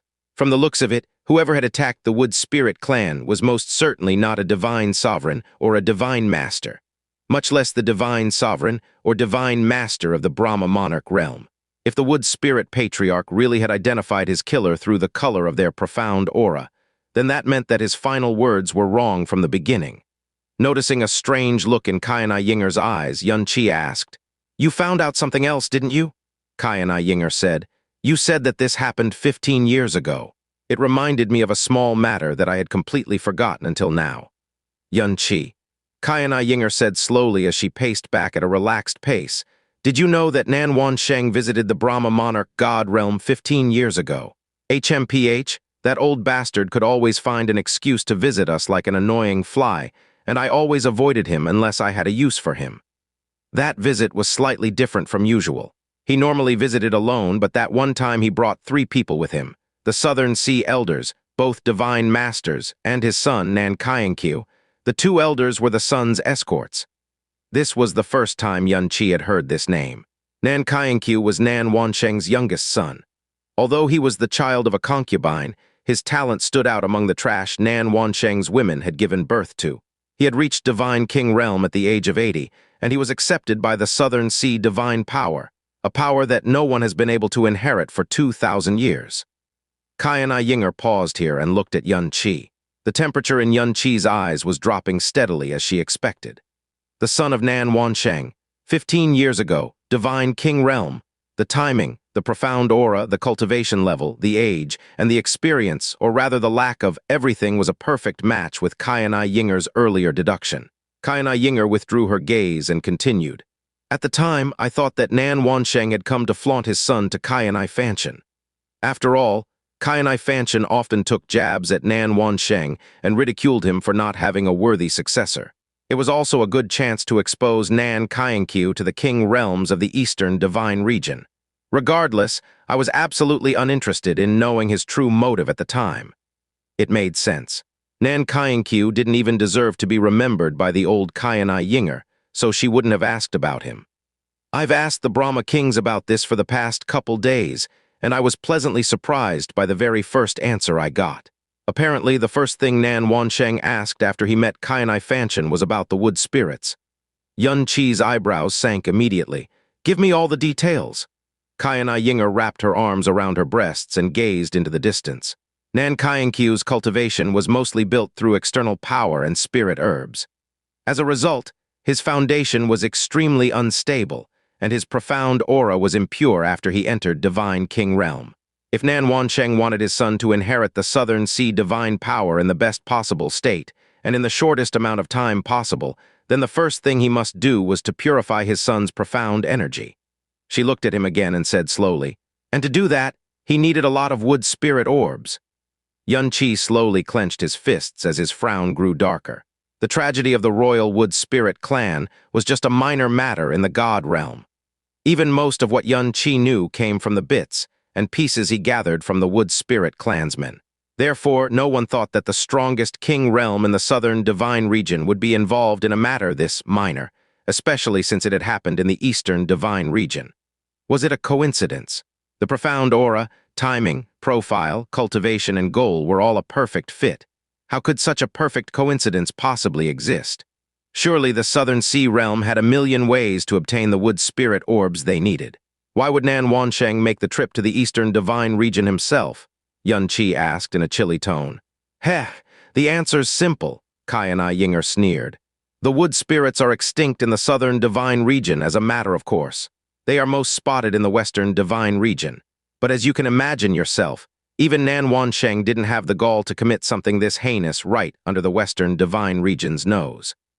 The most efficient way to purify one's profound aura is to use wood spirit orbs that still had some life in them. Wood spirit orbs that had just been extracted from a fresh corpse. Naturally, it made sense for Nan Qianye to travel to the Eastern Divine region. That still wasn't the main reason he had to be there in person, however. After discovering that Nan Qianye had the potential to inherit the Southern Sea divine power, Nan Wansheng must have planned to make him his crown prince. And as the crown prince, Nan Qianye was expected to better himself with his own two hands and meet expectations that are 1,000 times stricter than normal. She was Qianye Fanchen's successor a long time ago, so she knew this better than anyone. A normal royal descendant might have the privilege to enjoy a life of luxury to their heart's content. But the successor to the throne must be tempered countless times until their willpower, power, and cunning were befitting of their status. To the future crown prince of the Southern Sea realm, this trip was probably one of, if not the most insignificant experience he had to go through to become a qualified ruler. It was highly doubtful that he even remembered this tragedy. As for why Nan Wansheng was there in person, he just wanted to see me, that's all, Qianye Ying'er said disdainfully. Qi pondered for a moment before asking, is it possible that the Brahma Monarch god realm were the ones who told the Southern Sea realm where to find the wood spirits? Of course not, Qianye Ying'er replied disdainfully. Wood spirit orbs are precious, but not to a god emperor like Qianye Fanchen, not to mention that it is a taboo to hunt wood spirits. Do you really think that someone as cunning as him would allow Nan Wansheng to grab a hold of his weakness, however insignificant it might be? One more thing. You have only told me when the wood spirit patriarch was killed, but not where. I discovered the location myself while I was investigating Nan Qianye, but I need your confirmation to know if it is the right place. Qi hadn't told her where the wood spirit patriarch was killed, but it was because he didn't actually know the location, not because he had forgotten about it. From his last conversation with Qingmu, he only knew that it was a star realm very close to a certain king realm. Since both he and Heling thought that the culprit was definitely a denizen of the Brahma Monarch god realm, he had seen no point in dragging Heling's most painful memories to the surface, just to inquire about the details he didn't need. Qianye Ying'er gazed toward the west and said, anyway, the tragedy took place in the Gaze Eternity realm, an average-sized middle star realm that is, surprisingly close to this realm. Heling? Qi asked Heling in his mind. Is that the place? If it was, then there couldn't be any more doubt. Heling didn't say anything for a long time. All he could sense from her was the pain and misery of a trembling soul. That was all the answer he needed. from doubt to irrefutable certainty. When Qianye Ying'er saw the look on Qi's face, she knew she was right and let out a low chuckle. The Brahma Monarch realm had been duking it out with the Southern Sea realm in secret since time immemorial. But I bet they never imagined that the biggest loss they ever suffered was caused by a nobody like Nan Qianye. Although the wood spirit's origin was that of a creation god, they were undoubtedly one of the weakest races in the world. Even their patriarch was just a divine spirit. Weak but incredibly valuable, they had suffered tremendously in a world where the law of the jungle stood above all. If the global ban didn't exist, the wood spirits would have gone extinct already. No one knew when the patriarch of the wood spirit race had died. No one would truly care either. Just the same, they would never imagine the genocide of this weak, tiny clan would directly alter the fates of two of the strongest king realms in the world forever. Poor Qianye Ying'er. He never learned that the Southern Sea God realm had unwittingly painted a small, but absolutely fatal target on his realm's back until the very end. Southern Sea, Nan Qianye, Xianxia muttered as a terrible dark gleam gathered in his eyes. However, he froze when he noticed that the turmoil in He Ling's soul was steadily declining instead of improving. He had to slip back into the sky poison pearl before he could even acknowledge Qianye Ying'er. Inside the sky poison pearl, He Ling was hugging her knees and burying her head in them. When she sensed Qianye, she rose to her feet hurriedly to greet him. "Master!" Her eyes were heartbreakingly confused and sorrowful. Qianye walked up to her and hugged her gently without a word. Her face pressed against Qianye's chest. He Ling closed her eyes and started shaking more and more. A quiet sob spilled out of her lips. "I killed the wrong people. I killed so many innocent people. No, you didn't." Qianye caressed her smooth back and whispered, "The Brahma Monarch God realm was the biggest obstacle in our way. Without you, we wouldn't have been able to conquer the Eastern Divine region this quickly. And just the same, we wouldn't have been able to conquer the Brahma Monarch God realm this quickly or learn the truth. Today, both you and I have made huge progress in reaching our goals, and it was a result you, and only you, could have achieved the best result anyone could ask for." Qianye smiled warmly beside her ear. "So you don't need to feel sad at all. On the contrary, you should be happy and proud of yourself." His words were simple, but they melted the ice in He Ling's soul until warmth filled up everything. Her shoulders stopped shaking and her arms were secretly tightening around Qianye's back. She was still sobbing, though.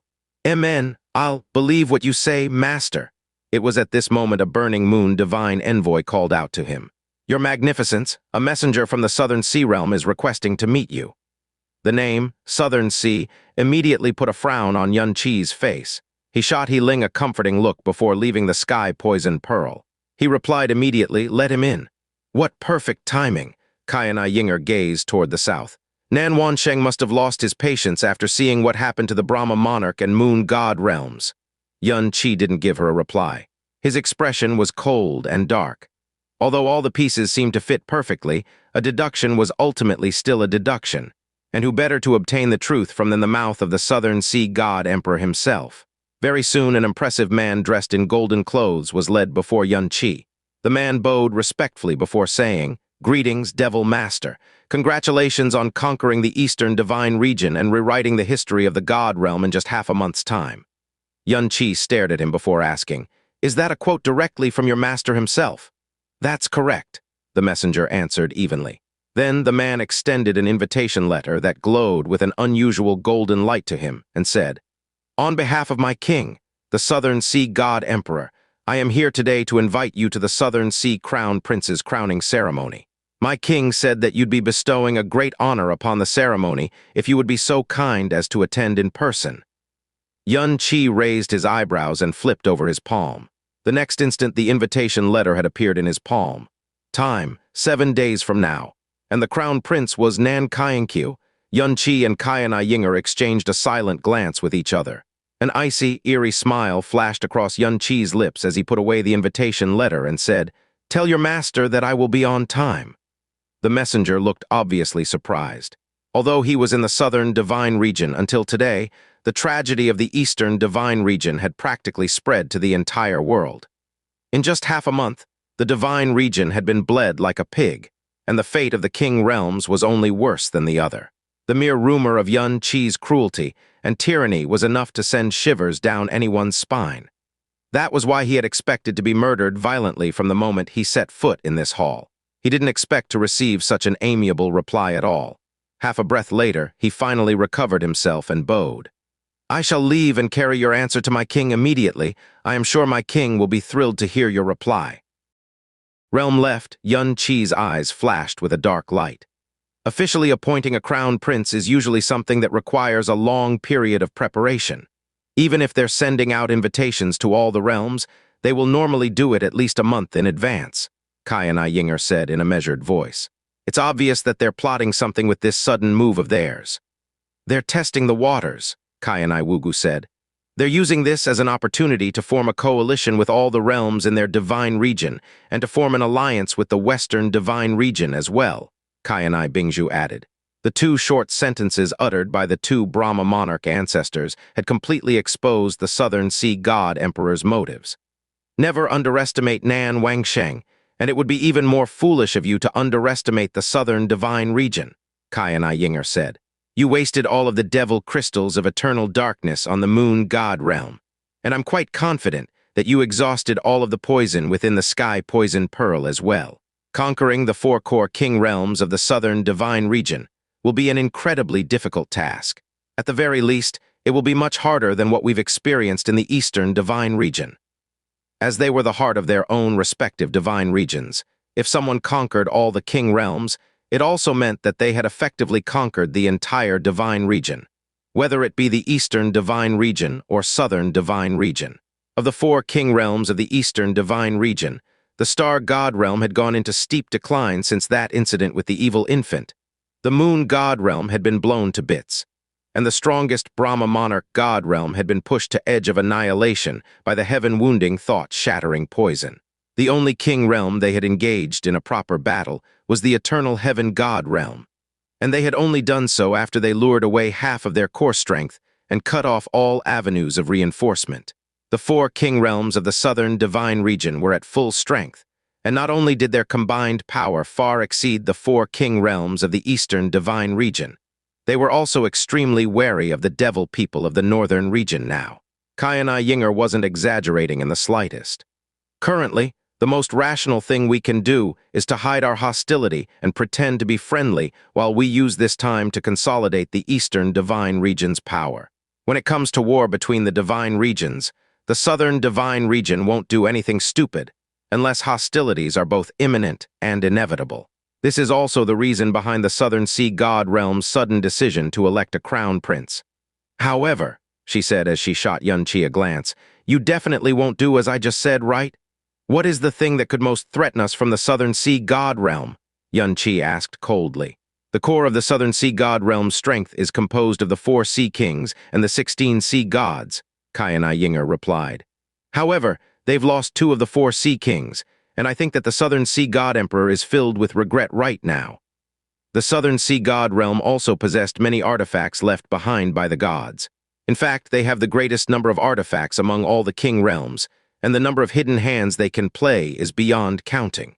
As for the Southern Sea God realm's greatest trump card, if I knew about it, then it wouldn't be fit to be called a trump card anymore. Just like how the Southern Sea God realm had not known about the 2 great ancestors hidden within the Brahma Monarch God realm. At this time, Qianye suddenly spoke up in a dry voice, "The Titanic Sea God Canon." Both Qianye and Qianye Ying'er looked toward him at the same time. "What is that?" Qianye Ying'er asked with a frown. This was the first time she had ever heard that name. "It is the strongest divine artifact in the Southern Sea God realm's possession.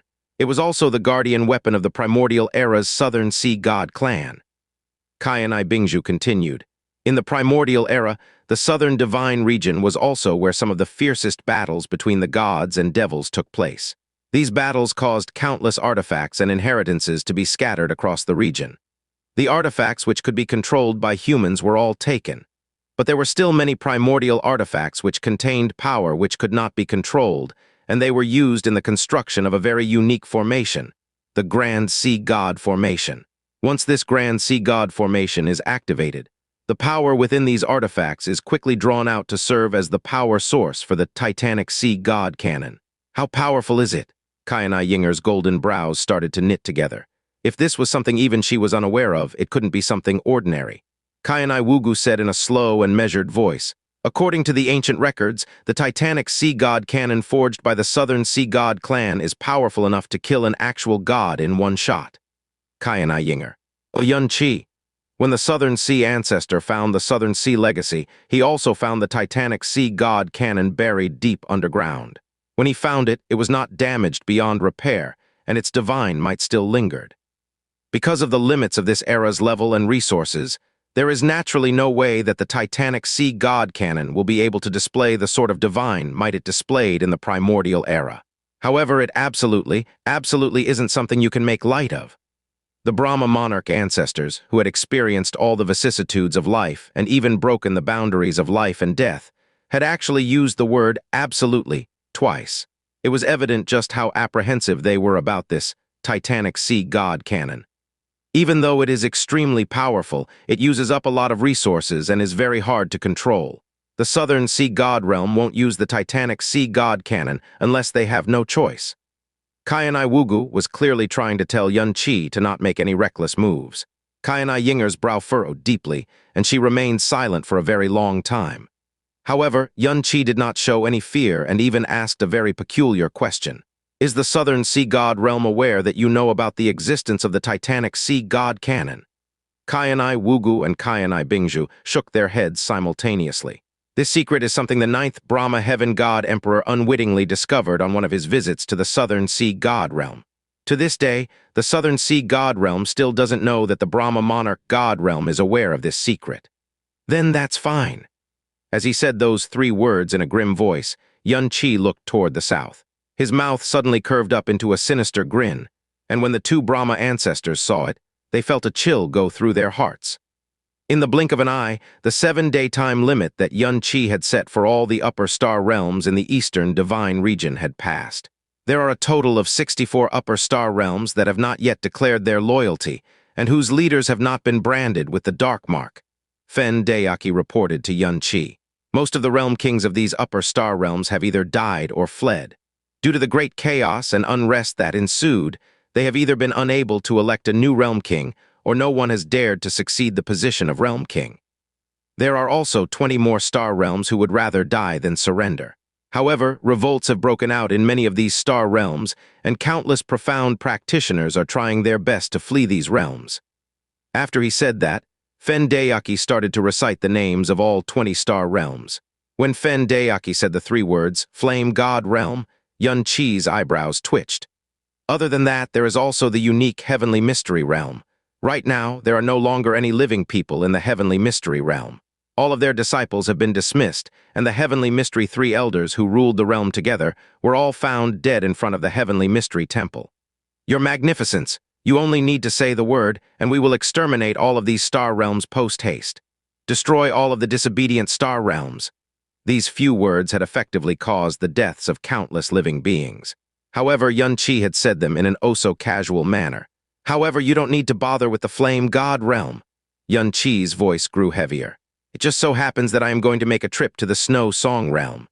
At this moment, a burning moon divine envoy entered the room and reported, the 6 star gods of the Star God realm have come to seek an audience with His Magnificence. Star gods? Xianxia looked to the side before letting out a cold, dull chuckle. Order them to wait for me outside. I will see them when I return, whenever that is. Xianxia used the word order. When the 6 star gods had gone to help the eternal heaven god realm, Qianye drove them all back with a single stroke of her sword. This sword stroke had saved the 6 star gods, or perhaps it would have been better to say that it had saved the withered star god realm. If Qianye had not made an appearance, Xianxia would have already destroyed the star god realm a long time ago, even if they had not elected to try and reinforce the eternal heaven god realm. The Snow Song realm was still covered in a brilliant layer of white snow, just as it had always been in his memories. The pale white world seemed to stretch on without end. However, the difference was that Xianxia, who was once a disciple of this realm, was now a denizen of the darkness. Xianxia had not come alone. Qianye had come as well, and both of them were peering off into the distance. She was far more familiar with the Snow Song realm than Xianxia was, and her feelings for it went far deeper. She was intimately familiar with every snow region, every nation that made up this star realm. Upon arriving at the Ice Phoenix realm, the figure of a woman flew in from the distance. She stopped in front of both of them and made a deep bow. "Qianye greets Master and your magnificence."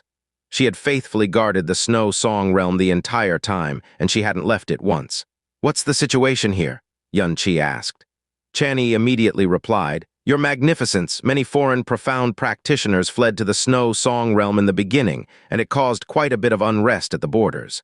But after the 4 king realms were subdued one after the other, those foreign profound practitioners wised up and no longer dared to cause any trouble.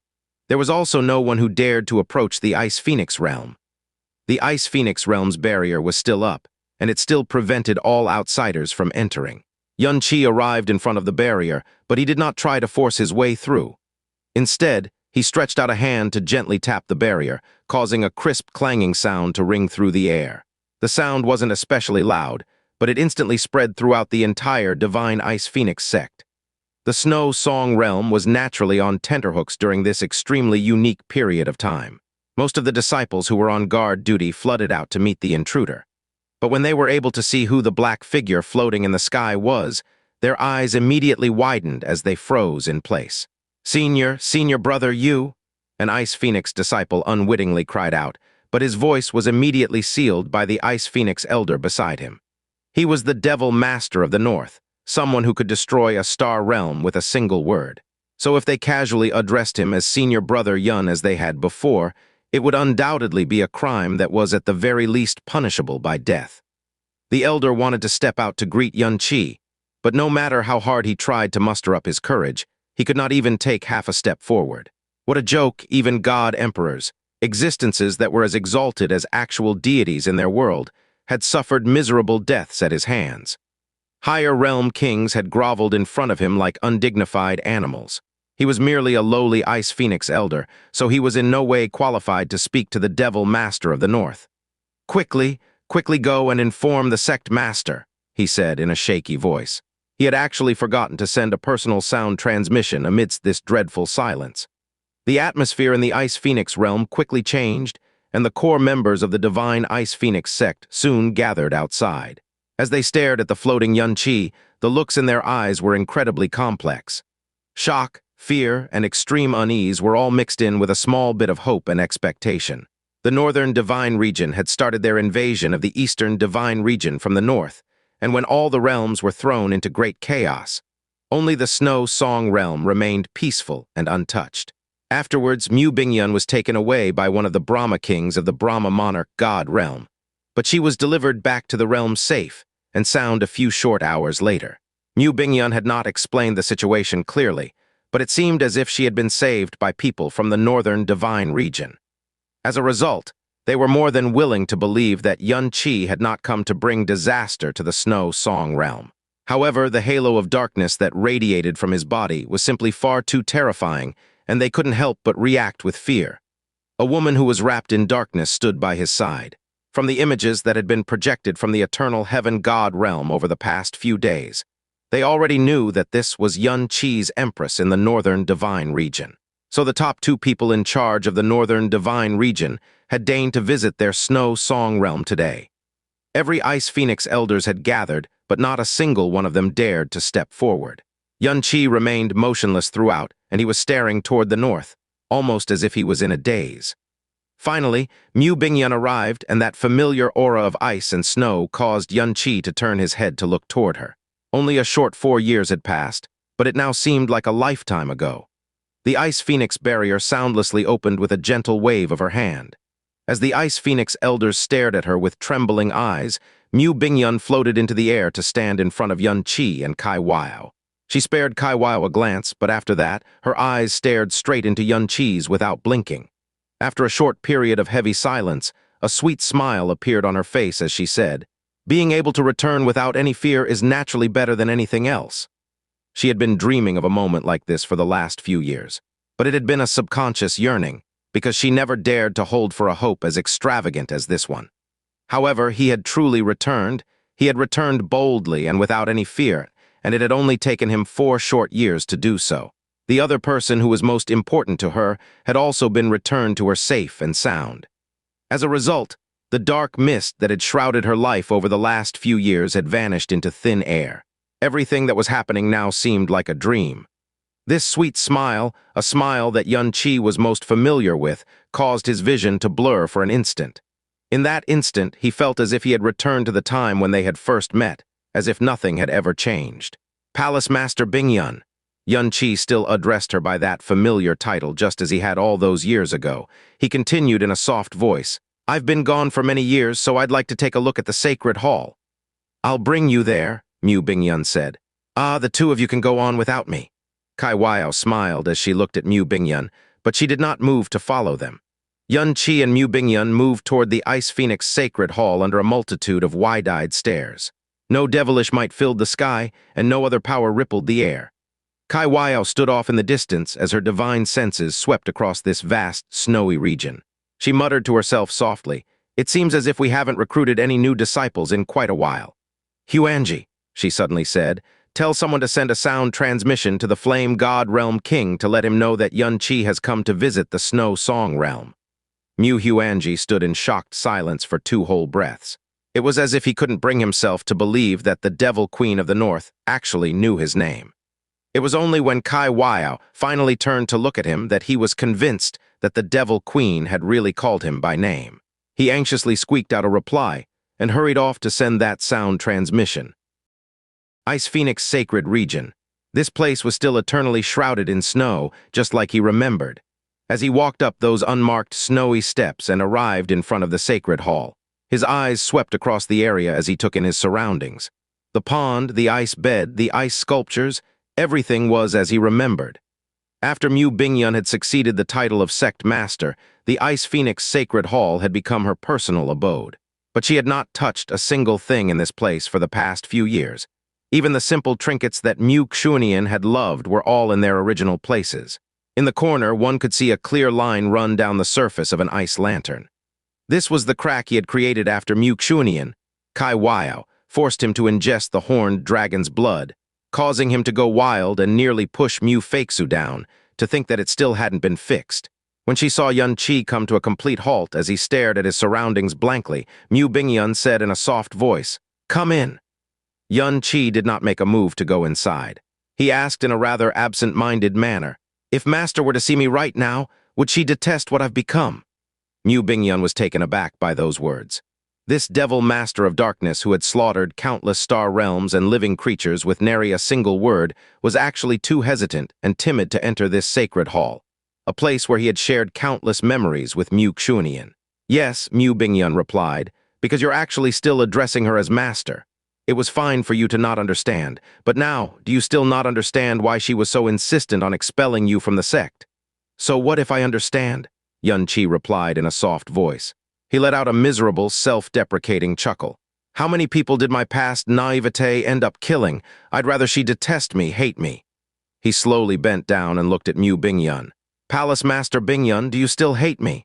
Mu Bingyun's icy eyes shifted in his direction. After that, she gently walked forward and stood in front of Qianye. As Qianye looked on in dumbfounded silence, she raised a snowy hand and gently caressed his face with those ice jade-like fingers. "Back then, I hit you even though you were suffering the most pain you had ever suffered in your life." Her voice was soft and gentle like mist, like a dream. Her icy eyes had misted over, and the guilt which had lain buried in her heart for the last few years could be seen in them. "Does it still hurt?" He could feel a sensation that was as gentle as soft jade on his face. It penetrated straight to his heart and soul. His eyes started to tremble as his lips moved. It didn't even hurt in the first place. When he had bid farewell to her at the heavenly Netherfrost Lake, he had felt all of Mu Bingyun's icy gentleness transform into pain and gloom. But when he finally saw her again today, all of her gloominess seemed to have vanished without a trace. She had once more returned to the Mu Bingyun of the past, a person who truly resembled her name, a cloud of ice that was cold on the outside but soft and gentle on the inside. At this time, an extremely beautiful woman whose aura resembled an icy lotus walked out from behind one of the icy mirrors within the sacred hall. Mu Feixu. She saw Qianye and the snowy hand that was caressing his face. Her delicate head drooped slightly as she spoke in a soft voice. "Sect Master, Senior Brother Yun." Her jade arm bent slightly as Mu Bingyun unconsciously withdrew her hand from Qianye's face. Before she could even utter a single word, Mu Feixu had already given them a courteous bow before she quietly withdrew from the area. Feixiu has grown by leaps and bounds over the last few years. Qianye looked in the direction that Mu Feixiu had left. She was walking in a slow and unhurried manner, and she was still within the range of his spiritual perception. He could sense the howling snow growing calm and gentle wherever she went. A small smile appeared on Mu Bingyan's face. I was originally worried that she would be impeded by the distractions within her heart, but it turns out that I was worried for nothing. It looks like the same frame of mind can produce dramatically different results in different people. Feixiu is a very outstanding child, and she will definitely be able to shoulder the future of the Divine Ice Phoenix sect. Qianye took out 3 purple crystal rings and extended his hand toward Mu Bingyan. These rings contain resources that we took from the eternal heaven god realm. They should allow the Divine Ice Phoenix sect to develop very quickly over a short period of time. The resources gathered by a king realm were an unimaginable boon and fortune to any middle star realm. With these sorts of resources, they could nurture talents which would far surpass the previous eras in a very short period of time. Mu Bingyan took them without question. Her divine senses swept over the rings lightly as she said, "All right, I will put them to good use. These resources will cause our sect to undergo a complete and utter transformation within the span of a single generation." Mu Bingyan's lack of hesitation in taking Qianye's gift actually left him dumbfounded for an instant. She turned around and went into her bedchambers. When she came out, she was holding several sets of Ice Phoenix snow robes in her arms. The Ice Phoenix markings inscribed into those robes were meant only for the sect master's direct disciple. "These are your Ice Phoenix robes. All of them were personally made for you by Big Sister," Mu Bingyan said. "Even though you're no longer a disciple of our sect and you'll never wear these robes again, they still belong to you. Leaving them here would only betray the intentions she had when making these clothes." Qianye's head drooped as he slowly reached out to take the robes. His fingers lightly traced the ice-cold divine symbols. A long period of time passed before he finally raised his head and said, "Palace Master Bingyan, I've come for 2 reasons today. The first to see her, but the second is about you. I hope that you'll leave with me today." Mu Bingyan had once been kidnapped by the Brahma Monarch god realm, and Qianye would not let that happen a second time. Mu Bingyan wasn't shocked by his proposition at all. She gently shook her head and spoke in a voice as calm as still water. "Qianye, never forget the status that you have today. Whether you are worried or feeling guilty, give all of those feelings to Big Sister alone.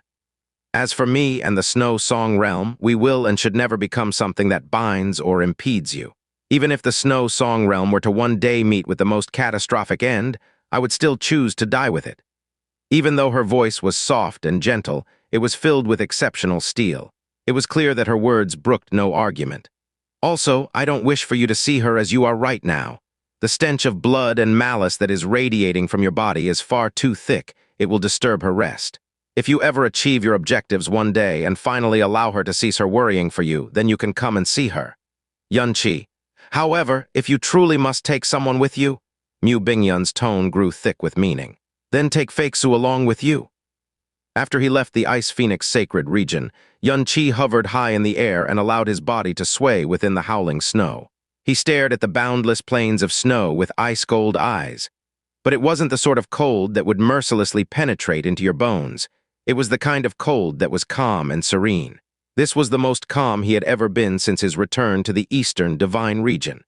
He even felt as if the fresh blood on his hands and the malice in his heart had been temporarily covered up by the ice and snow. He had not chosen to visit the heavenly Netherfrost Lake in the end. Mu Bingyan's words had indeed moved his heart, especially the part about him not sullying her presence with the blood and sin that now soaked his being. 11 years ago, he had followed Mu Bingyan to the god realm with one extremely simple goal in mind, a goal that may have very well seemed ridiculously naive to anyone else. This was the beginning of everything.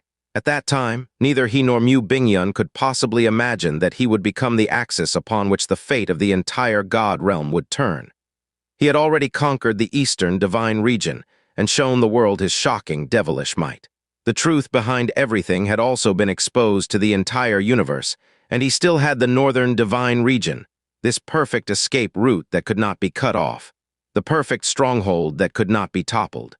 In terms of his authority, power, military strength, and charisma, he was someone who was already standing at the apex of the eastern and northern divine regions. He was on par with the southern and western divine regions, and he possessed the authority and power to mold and remake the structure of the God realm. Even if the Dragon Monarch himself were to return right now, he would not dare to make any reckless moves in the face of the dreadful power that the northern divine region had displayed. The situation had changed so dramatically that even he would have to tread carefully. As such, the southern divine region's caution toward Qianye was well-merited. However, Qianye didn't have the slightest intention of stopping now. The hatred in his heart had been stilled amidst the flying snow, but it hadn't reduced one single bit. Within this snowy region, the faces of the people who had attacked Qianye swiftly coalesced into existence within his mind. Every single one of those faces had been painstakingly etched into his heart and soul with unspeakable clarity. Foremost among them was Long Bai, the person who had dealt the fatal blow to Qianye. At this time, a voice that only dwelled in his beautiful memories rang out within the flying snow. "Ah, you guys really saw senior brother Yun? How does he look now?" A slender woman dressed in an icy blue robe asked in an excited and anxious voice. Her cultivation was at the divine soul realm, and it did not even reach the cultivation of the Ice Phoenix disciples around her. But it was clear that she possessed a very unique status among them. Qianye looked down toward the blue-robed maiden. After hearing the very first word she had said, Qianye had already recognized Mu Xiaolan's voice. Although so many years had passed, she still looked exactly the same. Just like in the images we saw, no, he was actually scarier than what the images showed us. Especially his eyes. Just a single look into those eyes made it hard for me to breathe, a male Ice Phoenix disciple said. Another male Ice Phoenix disciple anxiously tried to warn her. "Junior sister Xiaolan, he's the Devil Master now. You must never ever address him as senior brother." If the Devil Master grows angry because of that, he did not even dare to complete his sentence. He won't! Mu Xiaolan shook her head vigorously as she said in a very confident voice. "I believe that he won't ever harm the Snow Song realm no matter how much he's changed. Haven't the events over the last few days already proven that?" The Ice Phoenix disciple, who was clearly the leader of this bunch, spoke in a somber voice. "Our previous sect master died for his sake, so he obviously won't be willing to hurt the Snow Song realm. But everyone in the Eastern Divine region has borne witness to just how terrifying he has become. You must never ever approach him or gossip about him in private. If he flies into a rage over something we said, it would be." He unintentionally raised his head to look up at the sky, and he immediately saw the hovering Qianye. His heart instantly stilled in his chest, and all of the hairs on his body stood on end. The words he was just about to say turned into a garbled gurgle. After everyone subconsciously followed his eyes, the world was instantly plunged into a deathly silence. Every single face turned stark white as their eyes widened to their limits. No one could even make a single sound. "Qianye!" Mu Xiaolan stared dazedly at the black figure floating in the air. She softly whispered a few words, but she immediately forcefully covered her mouth with her hand. She didn't dare to let out another squeak after that. When the northern divine region had completely submitted to him, countless divine masters had no choice but to grovel and tremble at his feet. The current Qianye did not even need to deliberately release any of his dark devilish might. Just a single glance from those calm eyes was enough to cast countless souls into an abyss of fear and dread. Even as he looked away, Qianye did not utter a single word. Instead, he impassively flew off into the distance. As the shock and fear left their system, nearly half of the Ice Phoenix disciples flopped down on their butts. They gasped for air heavily as the cold sweat that drenched their bodies started to turn to ice. Mu Xiaolan blankly stared in the direction that Qianye had flown in, her eyes slowly misting over. This was the man that she and her master had brought to the Snow Song realm all those years ago. The man whom she had constantly teased and scolded every day, but now he was as distant as a dream, someone she could no longer reach. At this moment, a voice that was filled with a dignified might reverberated in the air far above them. "The Flame God Realm's Heaven-Defying has arrived to plead for an audience with Realm King Bingyun." Qianye, who had been flying toward the north, suddenly froze in midair. His head turned slightly, but his expression was still as coldly calm as it was just now. It had not changed in the slightest. Heaven-Defying was clad in flaming red clothes, and he wasn't alone. Following behind him were the three sect masters who once ruled the Flame God Realm before pushing Heaven-Defying to become the Flame God Realm King: the Vermilion Bird Sect Master Yan Wangkang, the Phoenix Sect Master Yan Juhai, and the Golden Crow sect master Heaven-Defying. The arrival of the 4 strongest profound practitioners of the Flame God realm brought a wave of violent heat to the snow region. Qianye had been waiting for them, and the moment they arrived, he immediately walked up to them and swept a glance at their faces. Then he asked a question everyone knew the answer to. "Welcome, Flame God Realm King, Sect Masters. Why have you come to the Snow Song Realm today?" No one answered his question. Qianye was staring forward with calm eyes, his face devoid of any expression. The 3 Flame God Realm Sect Masters wore complicated expressions on their faces, and Heaven-Defying stepped forward to speak to Qianye in a low tone. "Poyun, listen to me. This is the last time I'm—" "Save it. I've already made up my mind." Qianye cut him off curtly.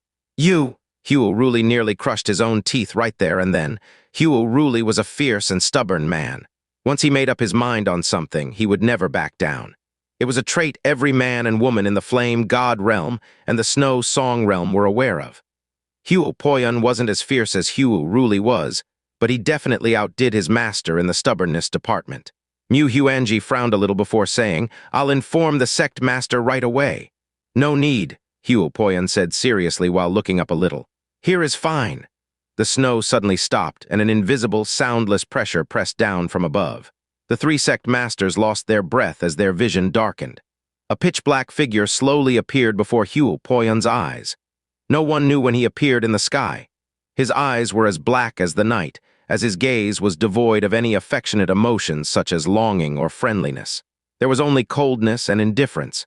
His face looked the same as ever, but his gaze and aura had changed completely. All 3 Flame God Realm Sect Masters shrank into themselves unconsciously. Even Heaven-Defying, the sect master closest to Xianxia, the one who laughed all day and called him Little Brother Yun, had withdrawn his fiery aura almost instinctively. The Xianxia in the projection was scary enough, but it was far, far worse to meet him in person.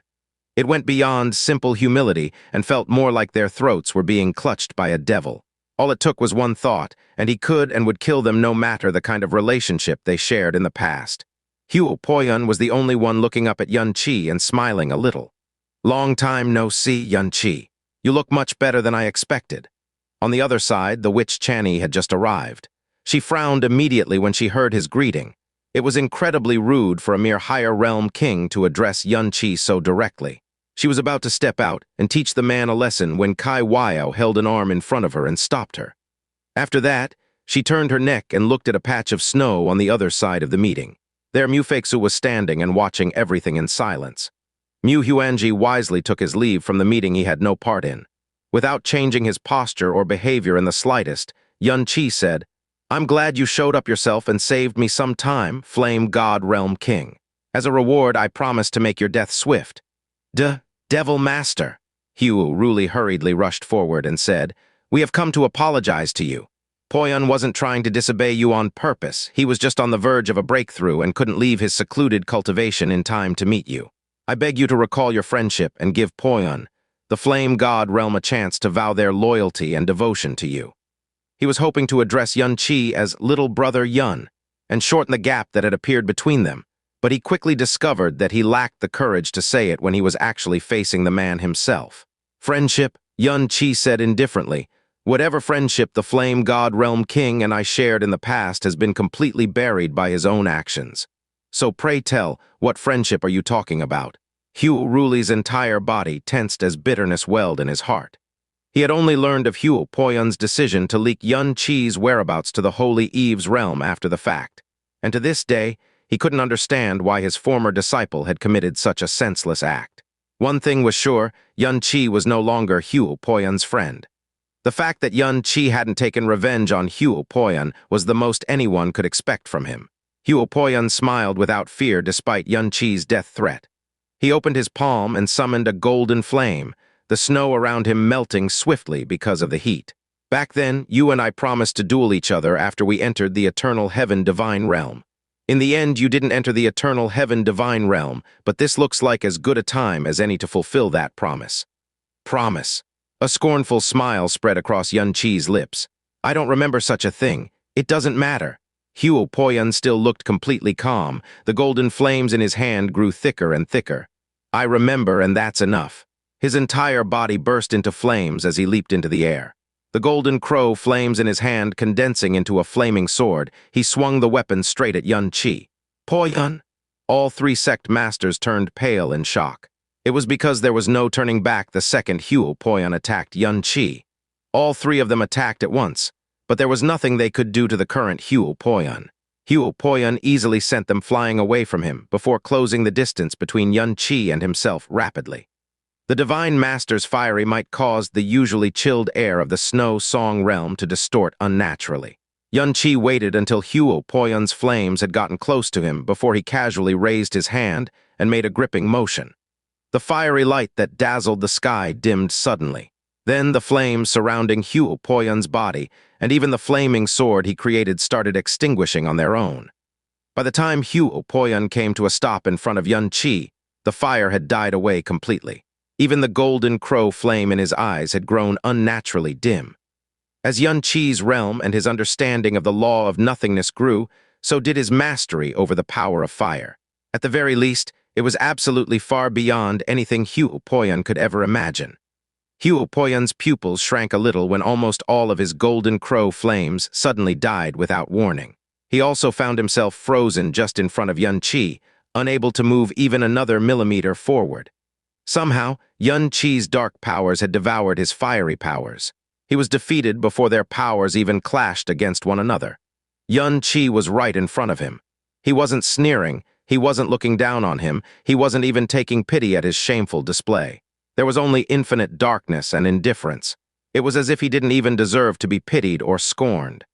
"I have crushed the pride and planted a seed of eternal darkness in all those who bent their knees and swore fealty to me," Qianye said indifferently. However, their families, clans, sects, and all the living beings in their star realms got to live as a result. These people chose wisely, for a higher realm king who doesn't even know how to be flexible doesn't deserve their title. As for those who thought themselves holier than thou, it is my natural duty to fulfill their death wishes, don't you agree? Qianye finally showed a bit of expression.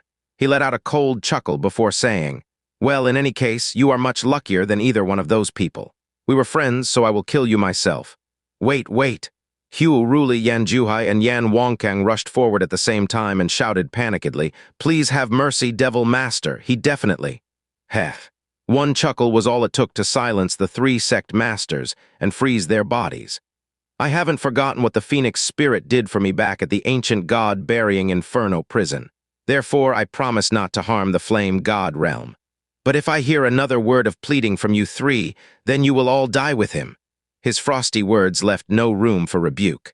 As for Po-yun himself, the man only stared at Qianye without any anger or struggle. In fact, he was withdrawing his power as if he knew this would happen from the very beginning. It was at this moment Qianye appeared next to him in a black flash. She said quietly, "Watch this before you decide whether to kill him or not." Qianye poked the air with her finger, and a soulful light entered Qianye's glabella. It was a memory from Luo Changsheng. In the memory, Po-yun knocked Luo Changsheng away before grabbing Qianye. Then he escaped with him with all his might. Qianye's eyebrows sank as he stared at the unyielding Po-yun. "You were the one who sent me to Glazed Light Realm?" Everyone looked surprised, especially the three Flame God Realm sect masters. It would seem that they had no idea about this. Not only that, for the first time since his arrival at Snow Song Realm, Po-yun lost his composure and let slip a flash of panic. "I see." Qianye narrowed his eyes in realization. "You wanted me to know that you saved my life after you had died in my hands. You wanted me to regret my mistake for the rest of my life, didn't you?" Po-yun gritted his teeth. His calm had crumbled, and his pupils and palms were shaking at the same time. "Po-yun, you..." Ruli abruptly looked at his former disciple and held up a crimson soul crystal. "This thing you told me to give the Devil Master after you died, is this the memory of that event?" Heh. Qianye started chuckling. "How much more laughable can your pride be?" Qianye let out a quiet and complicated sigh. "Ah!" Po-yun suddenly let out a shout and reignited his golden crow flames. The flame god devil-destroying sword appeared out of nowhere and flew toward Qianye. Clang! There was a loud clang as Qianye caught the flame god devil-destroying sword between his fingers. The fire on the sword also died swiftly. Qianye watched Po-yun's savage expression coldly before smiling. "You want me to kill you that badly? Then I'll do the exact opposite of what you wish." You did save my life after all, and my life is far more valuable than yours. It's only right that I return this favor, don't you agree? Bang. Huopoyan was sent flying toward the ground with the flick of a finger. Huopoyan stopped his downward momentum and tried to attack Qianye again, but the moment he turned around, he accidentally caught Qianie's eyes. Boom, his vision abruptly darkened, and his head reverberated like a million bells were ringing inside it. In that moment, he felt like his heart and soul were ravaged by countless violent devils. Whatever power he just mustered disappeared instantly. This time, he fell in a straight line and hit the snow like a rock. The three Flame God Realm sect masters hurriedly rushed over and lifted him to his feet. His vision was flashing, and a drowsiness like nothing he ever felt before threatened to sink his mind into oblivion. But Huopoyan somehow managed to resist the sensation and raise his unfocused eyes to meet Qianye's figure. "Kill me if you dare." His willpower surprised even Qianie a little. Still floating in the sky, Qianye declared coldly, "Anyone I want dead in the Eastern Divine Region must die. Equally, anyone I want alive in the Eastern Divine Region must live." "Yan Wangkeng, Yan Juhai, Hu Ruli," he continued. "Take him back to Flame God Realm and keep him alive no matter what.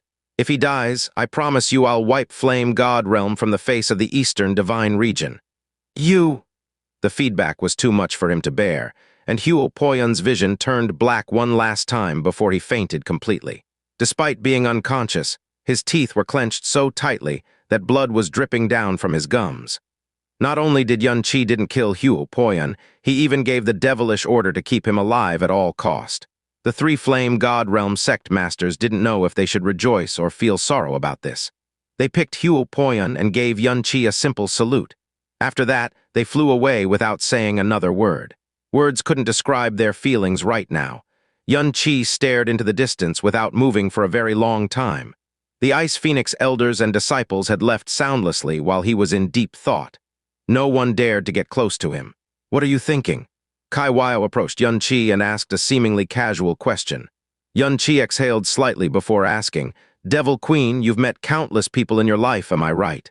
In that case, can you explain to me who Huopoyan is?" "Oh." Qianie smiled a little as she watched him. Qianye continued, "The Flame God Realm has done everything in their power to raise Huopoyan, and Huopoyan had always thought it was his natural responsibility to repay their kindness and carry the weight of the Flame God Realm on his shoulders. Although he was burdened too young too soon, his unyieldingness has always been one of his shining qualities. Now that he is the Flame God Realm King, he should value his responsibility and the safety of the Flame God Realm more than ever before, am I right? So why is he acting like this? Where is this hatred, insanity, and obsession coming from?" Qianye frowned. Is Mu Feixu really that important to him? Does he really love her more than the Flame God Realm he spent his whole life dedicating himself to? The corner of Qianie's lips curled a little. "Feixu came after you came, and there's no way Huopoyan hadn't noticed her. However, he only glanced at her direction once before placing the rest of his focus on you." Qianye's brow crinkled. "What do you mean?" "Allow me to ask an interesting question." Qianie smiled.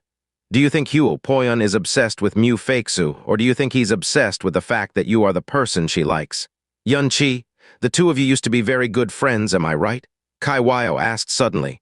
"Yes." Qianye nodded. Once upon a time, he had thought of Huopoyan as his only friend in the God Realm. "In that case, do you know what's the most important factor that drives two people to become friends?" Qianie asked again. Qianye couldn't answer her question this time. "It's equality." Qianie shot him a glance before bringing him back to the day he met Huopoyan for the first time. "Back then, you were the direct disciple of the Snow Song Realm King, and he was the direct disciple of the Golden Crow sect master. You were similar in age and status, and you were both the brightest stars of your respective star realms. The two of you fought, and he lost to you. Your mastery of the elements far exceeded his, and his cultivation far exceeded yours. When you spoke to him as you lifted him to his feet, everyone could hear and even feel the appreciation you had for each other. All geniuses are destined to be lonely, so you were probably the first true friend Huopoyan had ever made in his life. Moreover, he was a passionate person, so he valued his friendship with you very, very deeply. The two of you were equals at the time. That's why the two of you were able to become friends and support each other without any reservations." Qianie paused for a moment before staring at Qianye's profile. So, when do you think this balance was broken, and who do you think the culprit behind it was? Qi's pupils narrowed a little. Qianye continued. Junzile defeated him in one strike at the Profound God Convention, and you heavily wounded Junzile in one strike in turn. From your perspective, you were taking revenge for him, when in reality you made him realize the huge gap between you two. And that's without mentioning the fact that you were the one who showed the might of the Golden Crow, flames to the world on the conferred God stage, even though he was the true disciple of the Golden Crow sect. The balance between the two of you was completely shredded. You were completely unaware of this because you were at the top. But he, the one who was left in the dust for a young man who was only 20 years old or so, especially one who valued his friendship with you to the extent he did, I am sure it was a psychological blow like none other. At first, all he felt was a sense of loss and frustration, and I'm sure he tried to overcome it. But then, he learned that the woman he fell in love with at first sight was in love with you. Qianye sighed and shook her head. Disappointment, reluctance, jealousy, indignance, desire, self-pity, and more, all these emotions eventually mingled into something that no one, not even the man tormented by it, could say. You would know this yourself had you thought about it carefully. Xianxia and Feixu have barely met each other their whole lives, much less shared any unforgettable or special memories with each other. So how could he possibly be this obsessed with her? While it is true that he has frequently visited Snow Song Realm to see Mu Feixu after you died, he has only ever watched her from a distance. Not once has he overstepped his boundaries during this time. Moreover, from my observation of him back when I was still in Snow Song Realm, I knew that he was infatuated with Feixu, but he was nowhere close to being madly in love with her, much less obsessed. However, he immediately lost control of himself when he saw you alive. Qianye's voice became stretched out and soft. When he saw you and Mu Feixu whispering sweet nothings to each other, he hated that moment so much that he tried to kill you through Luo Guxi. But when he realized that you were about to die in Luo Changsheng's hands, he risked even his own life to save you. Your earlier hunch was correct. Qianye was hoping that you would kill him and learn that he was your savior later. He wanted you to feel a terrible regret that might even accompany you for eternity and finally beat you for once in his life. But you extinguished his hopes cruelly. That was what she said, but Qianye was the real reason Qianye had failed. Had she not shown Yunqi Luo Changsheng's memories, the Flame God Realm King would have already gotten his wish. It is true that he is mindful of Feixu, but he is at least 10 times more mindful of you. Qianye shot Yunqi one last glance before walking away. Yunqi didn't move for a very long time as the world snowed around him. In the distance, Qianye's thoughts were a complete mess as her mouth remained agape for a very long time. Qianye, do you think that I should have friends? Yunqi suddenly asked. No, you shouldn't, Nanwang Qianye replied without a single shred of hesitation. After thinking about it for a while, she corrected herself. You are destined to be a ruler, so it isn't a matter of whether you should have friends or not, because from my perspective, there isn't anyone who is fit to be your friend. Oh, really? Yunqi chuckled as he stared at his own hand. After that, he spoke in a low voice. You aren't wrong, you know. Just who in the world has the qualifications to be my friend? Yunqi had just said something extremely audacious and arrogant, but Nanwang Qianye didn't find it the least bit absurd. Continue to keep watch over this place. Yunqi prepared to leave after giving that brief command. The main reason he had come to the Snow Song Realm today was to visit Mu Xunian. He had only resolved the situation with Qianye because it had been convenient. Yes, Qianye said before asking, Your Magnificence, are you going to integrate the Eastern Divine Region's might with our own now? No, Yunqi said. I am going to deal with the Southern Sea. Qianye was clearly shocked by what he just said. Her brow furrowed slightly as she replied, Isn't this a bit too hasty? We still do not know how deep the Southern Divine Region's power is, so we should be focusing all efforts on preparation at this moment. We should quickly consolidate the forces within the Eastern Divine Region and integrate their forces into our army. After that, we can test their loyalties in battle and use their bodies as paving stones in our conquest of the Southern Divine Region. Would that not be a better alternative? However, she immediately followed up those words by saying, Your Magnificence must have already thought this through by himself. Qianye is only saying some unnecessary things. Yunqi let out a very strange chuckle. You're actually absolutely right, so that also means that the Southern Sea God Realm must be thinking what you're thinking correct. Qianye was a little stunned by that response. What lies behind being fully prepared is a long delay of one's plan, a delay that may very well lead to unnecessary trouble. Since the Southern Sea so desperately wants to know my current attitude toward them, what else can I do but comply? As he chuckled coldly, Qi's figure had already vanished within the flying snow. Given the northern divine region's position, they should choose battles which would result in the most gain with the least loss. However, his position was different from the northern divine region, and that had always been the case. Even though he wasn't as extreme as he was in the beginning, at the end of the day, everything in the northern divine region was merely a tool for him to use. That had not changed. He had become the devil master of the north for the sole purpose of being able to control this tool even better. The thing he desired the most has been and still was vengeance. It had never been sovereignty or supremacy. His own vengeance, He Ling's vengeance, returning to the Snow Song realm today had dug deeply at those painful memories. Now that the Southern Sea had actually invited him into their abode, it was practically impossible for him to restrain the fires of his hatred. As they were returning to the eternal heaven god realm, Qianye suddenly asked Qianye a question. "Do you think that I ruined Hu Poyun's life?" Qianye looked askance at him before her lips curved into a smile. She said, "Ha, you look so ruthless and heartless on the surface, but it looks like it's still nagging at you." "You're overthinking this," Qianye replied in a cold and impassive voice. "I only found out today that I would have died at Luo Changsheng's hands back then if not for him, and I don't want to owe anyone a single thing." "You spared his life today, so can't you call it even?" Qianye said with a smile that didn't seem like a smile. "I guess," Qianye gave a bland reply. His name spread far and wide in his youth, and he had the good fortune to be transformed inside the eternal heaven divine realm. Today, he's already become the flame god realm king, so his life will never be marked with the word ruined. Qianye continued, "But it's a pity that his life has gone far too well. He hasn't been buffeted by the storms of life, and been through as many near-death experiences as you have. His cultivation grew by leaps and bounds during the 3,000 years he spent in the eternal heaven divine realm, but he has never truly been tested and shaped by any hardships or tribulations. As a result, his mind and heart have also not been put through any true tests, any crucibles of fire. Yet he just had to meet you at the most important period of his life." As she shook her head, Qianye smiled and said, "However, you don't really need to be too worried about him. People will grow up in the end. He won't ever find another point of comparison like you in this world, so if he is able to emerge from this tribulation of the heart, then it will be hard for anything to faze him in the future. Speaking of which," her tone suddenly changed. "It seems like you didn't bring Bingyun along with you." She said no, Qianye replied, a cold light flashing in his eyes. "Furthermore, there really isn't too pressing a need to bring her along with me." It had lasted for only an instant, yet Qianye could still sense the malice that had flashed through the air. Her eyebrows twitched as she said, "I'll accompany you on your upcoming trip to the Southern Sea." "There's no need." Qianye rejected her without any hesitation. "The Dragon Monarch's absence is an unfathomable mystery, and the entire Western Divine region has gone far too quiet, to the point of it being abnormal. I'll only be able to leave all my worries behind if you stay in the Eastern Divine region. Moreover," Qianye paused for a moment as a strange light started glowing in his eyes. "The fewer people on this trip, the better."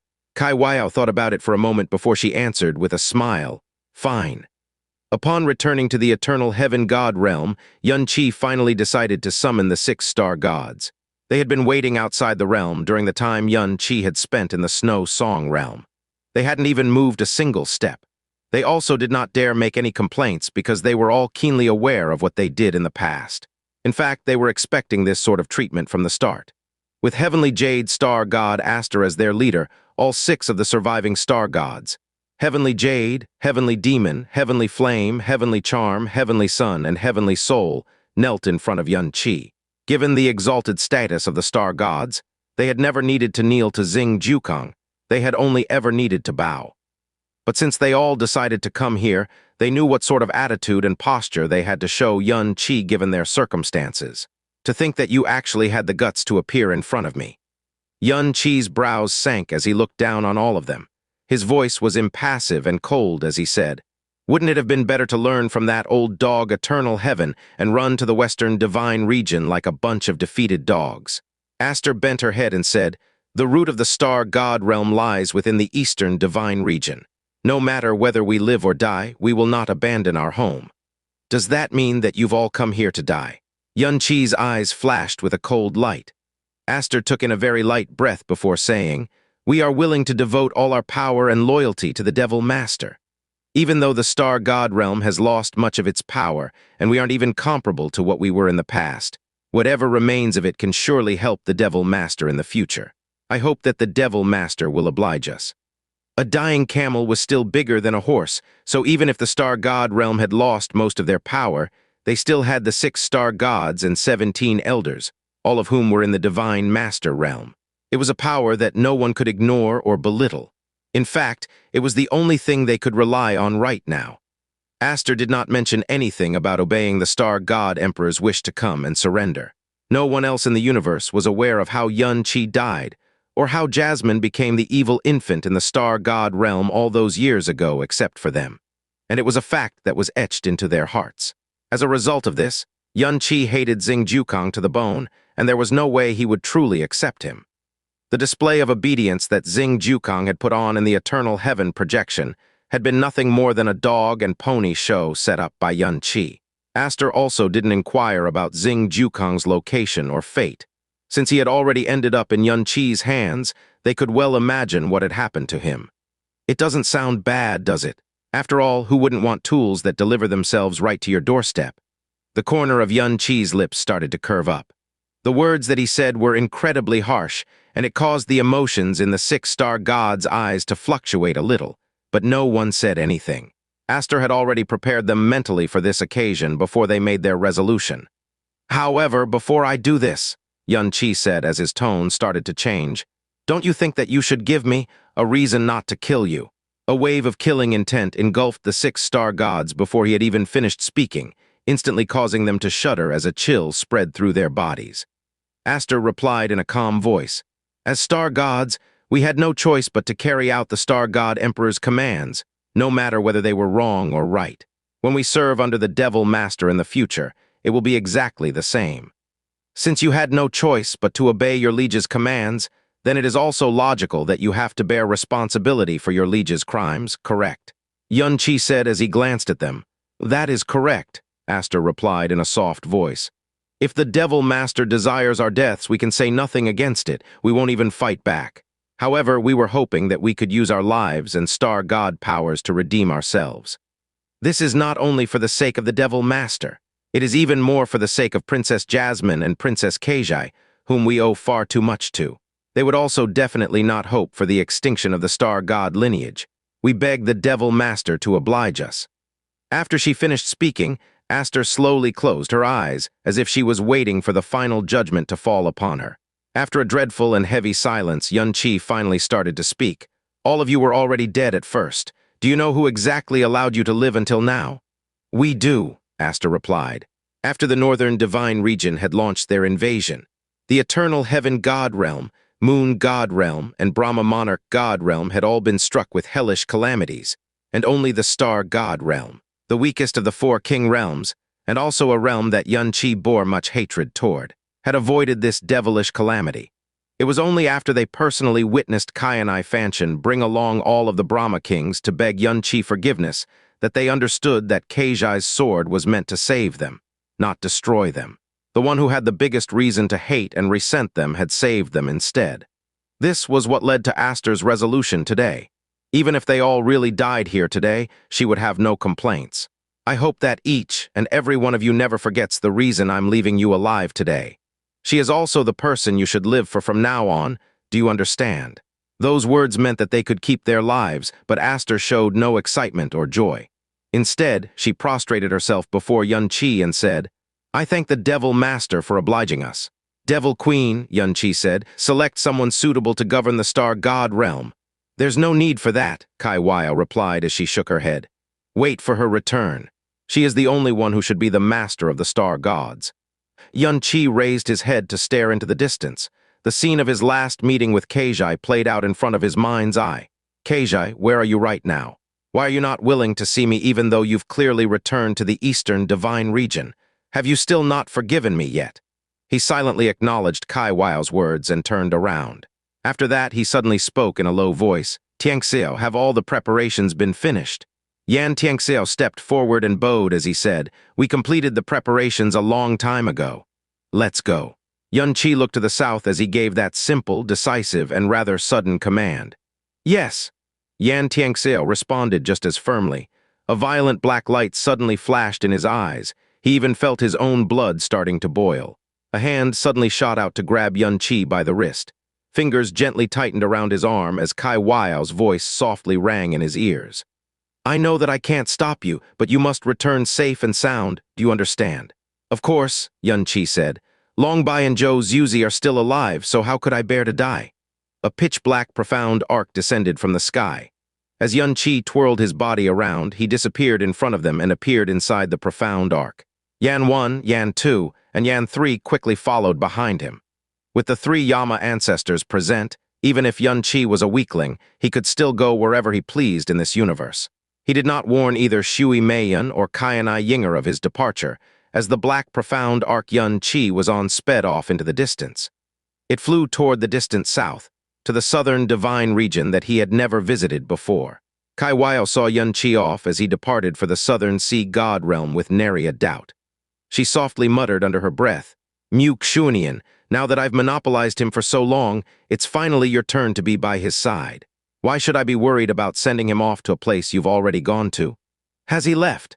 Qianye Ying'er suddenly appeared beside her as she stared in the direction where Qi had left with sunken brows.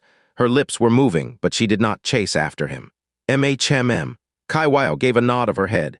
"He didn't let me go with him. Perhaps he's going to take revenge on the southern sea sooner than we think."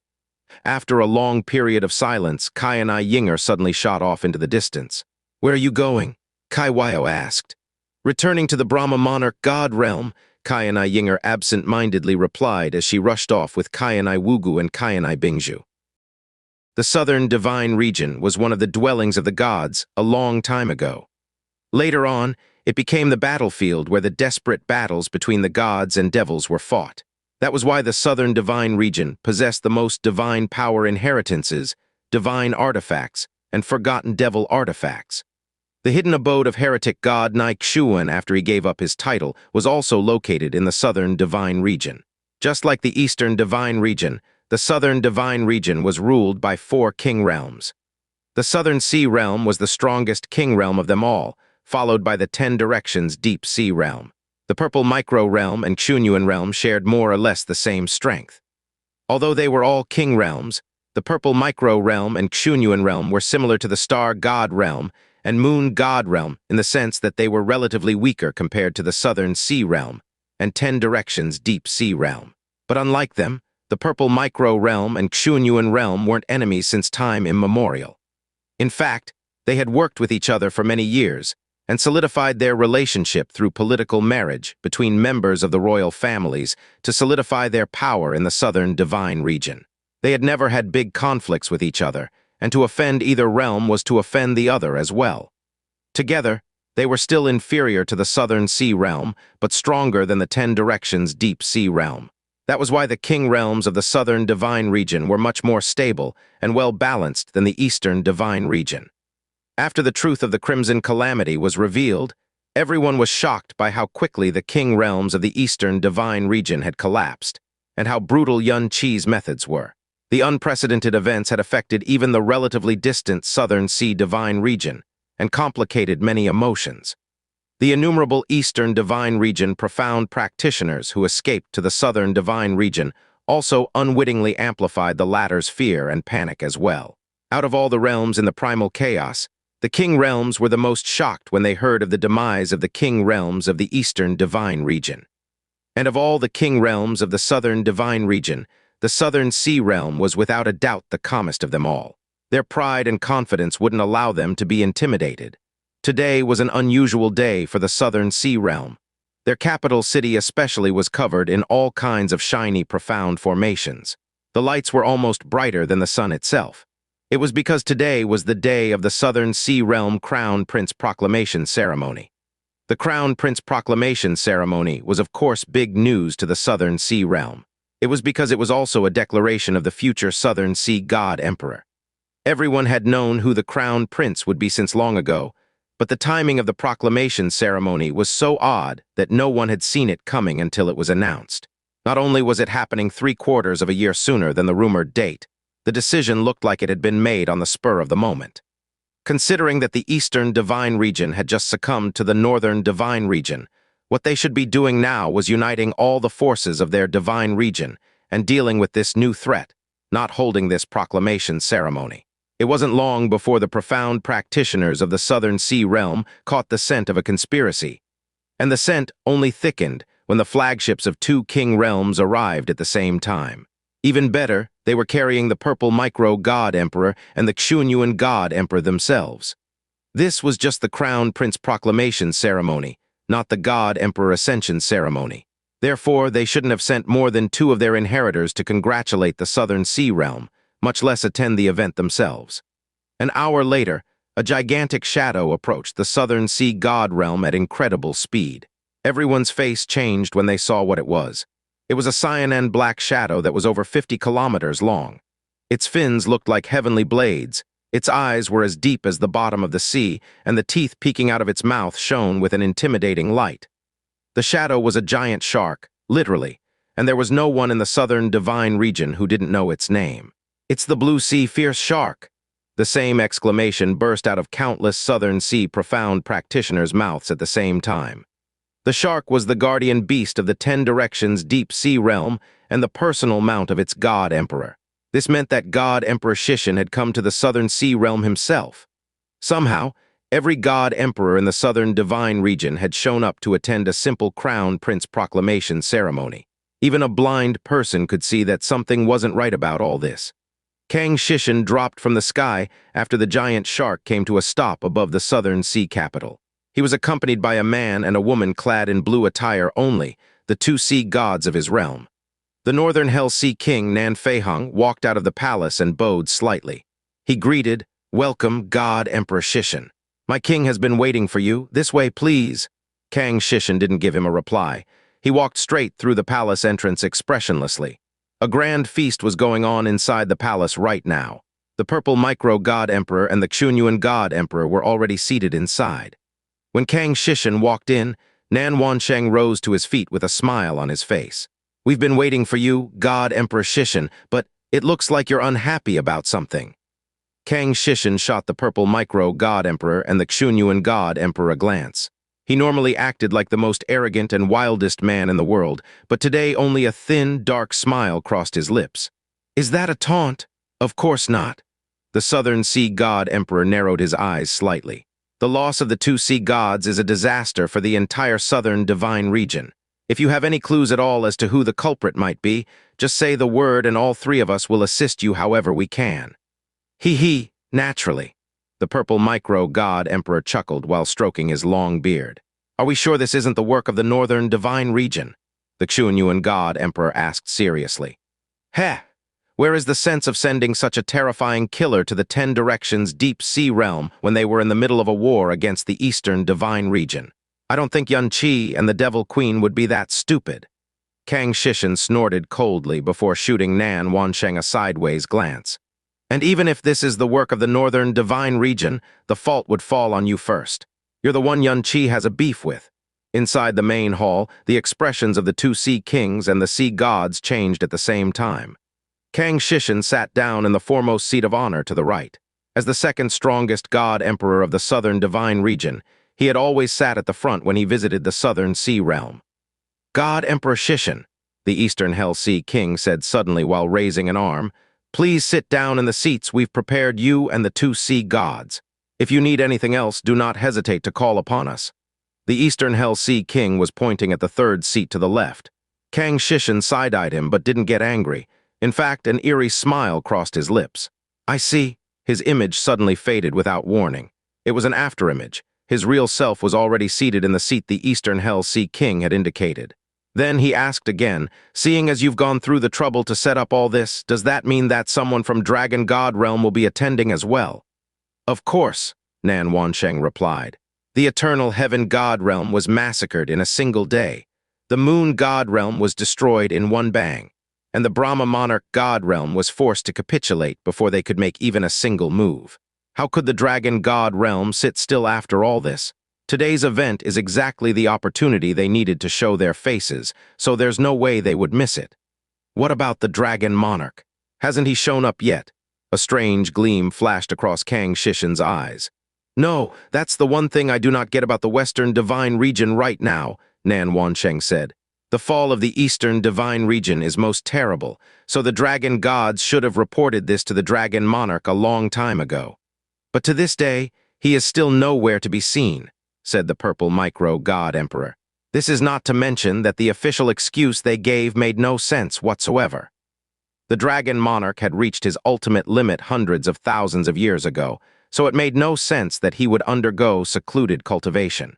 Everyone knew that he would never experience any meaningful breakthroughs again. Assuming that the Dragon Monarch was still unaware of the great change of the Eastern Divine Region, the most likely place he had gone to would be the God realm of absolute beginning. That being said, the 9 dragon gods should still be able to locate him or send him a message unless he had shut himself away completely so that no one could interrupt him from whatever he was doing. If your assumption is true, what could possibly drive the Dragon Monarch to take such extreme measures? The Qianye God Emperor asked. Not to mention that this timing is way too perfect to be a coincidence. Unverifiable assumptions will only disrupt our minds. We will know the truth after the representatives of the Dragon God realm arrive. The Southern Sea God Emperor smiled. Ultimately, that is the Western Divine Region's business. Our business lies here today. The atmosphere turned heavy for an instant. Narrowing his eyes, the Southern Sea God Emperor asked slowly, "How many people do you think Qianye will bring with him?" Forget them. Even the Northern Divine Region should be aware of the real objective of this Crown Prince proclamation ceremony. The fact that Qianye agreed to attend was a good start. All that was left to do was deduce his stance from the number of people he brought with him. HMPH? Kang Shishin let out a grunt. I'm more interested in the Devil Queen than him. Don't worry, God Emperor Shishin. The Devil Queen will show up for sure. The Southern Sea God Emperor smiled confidently.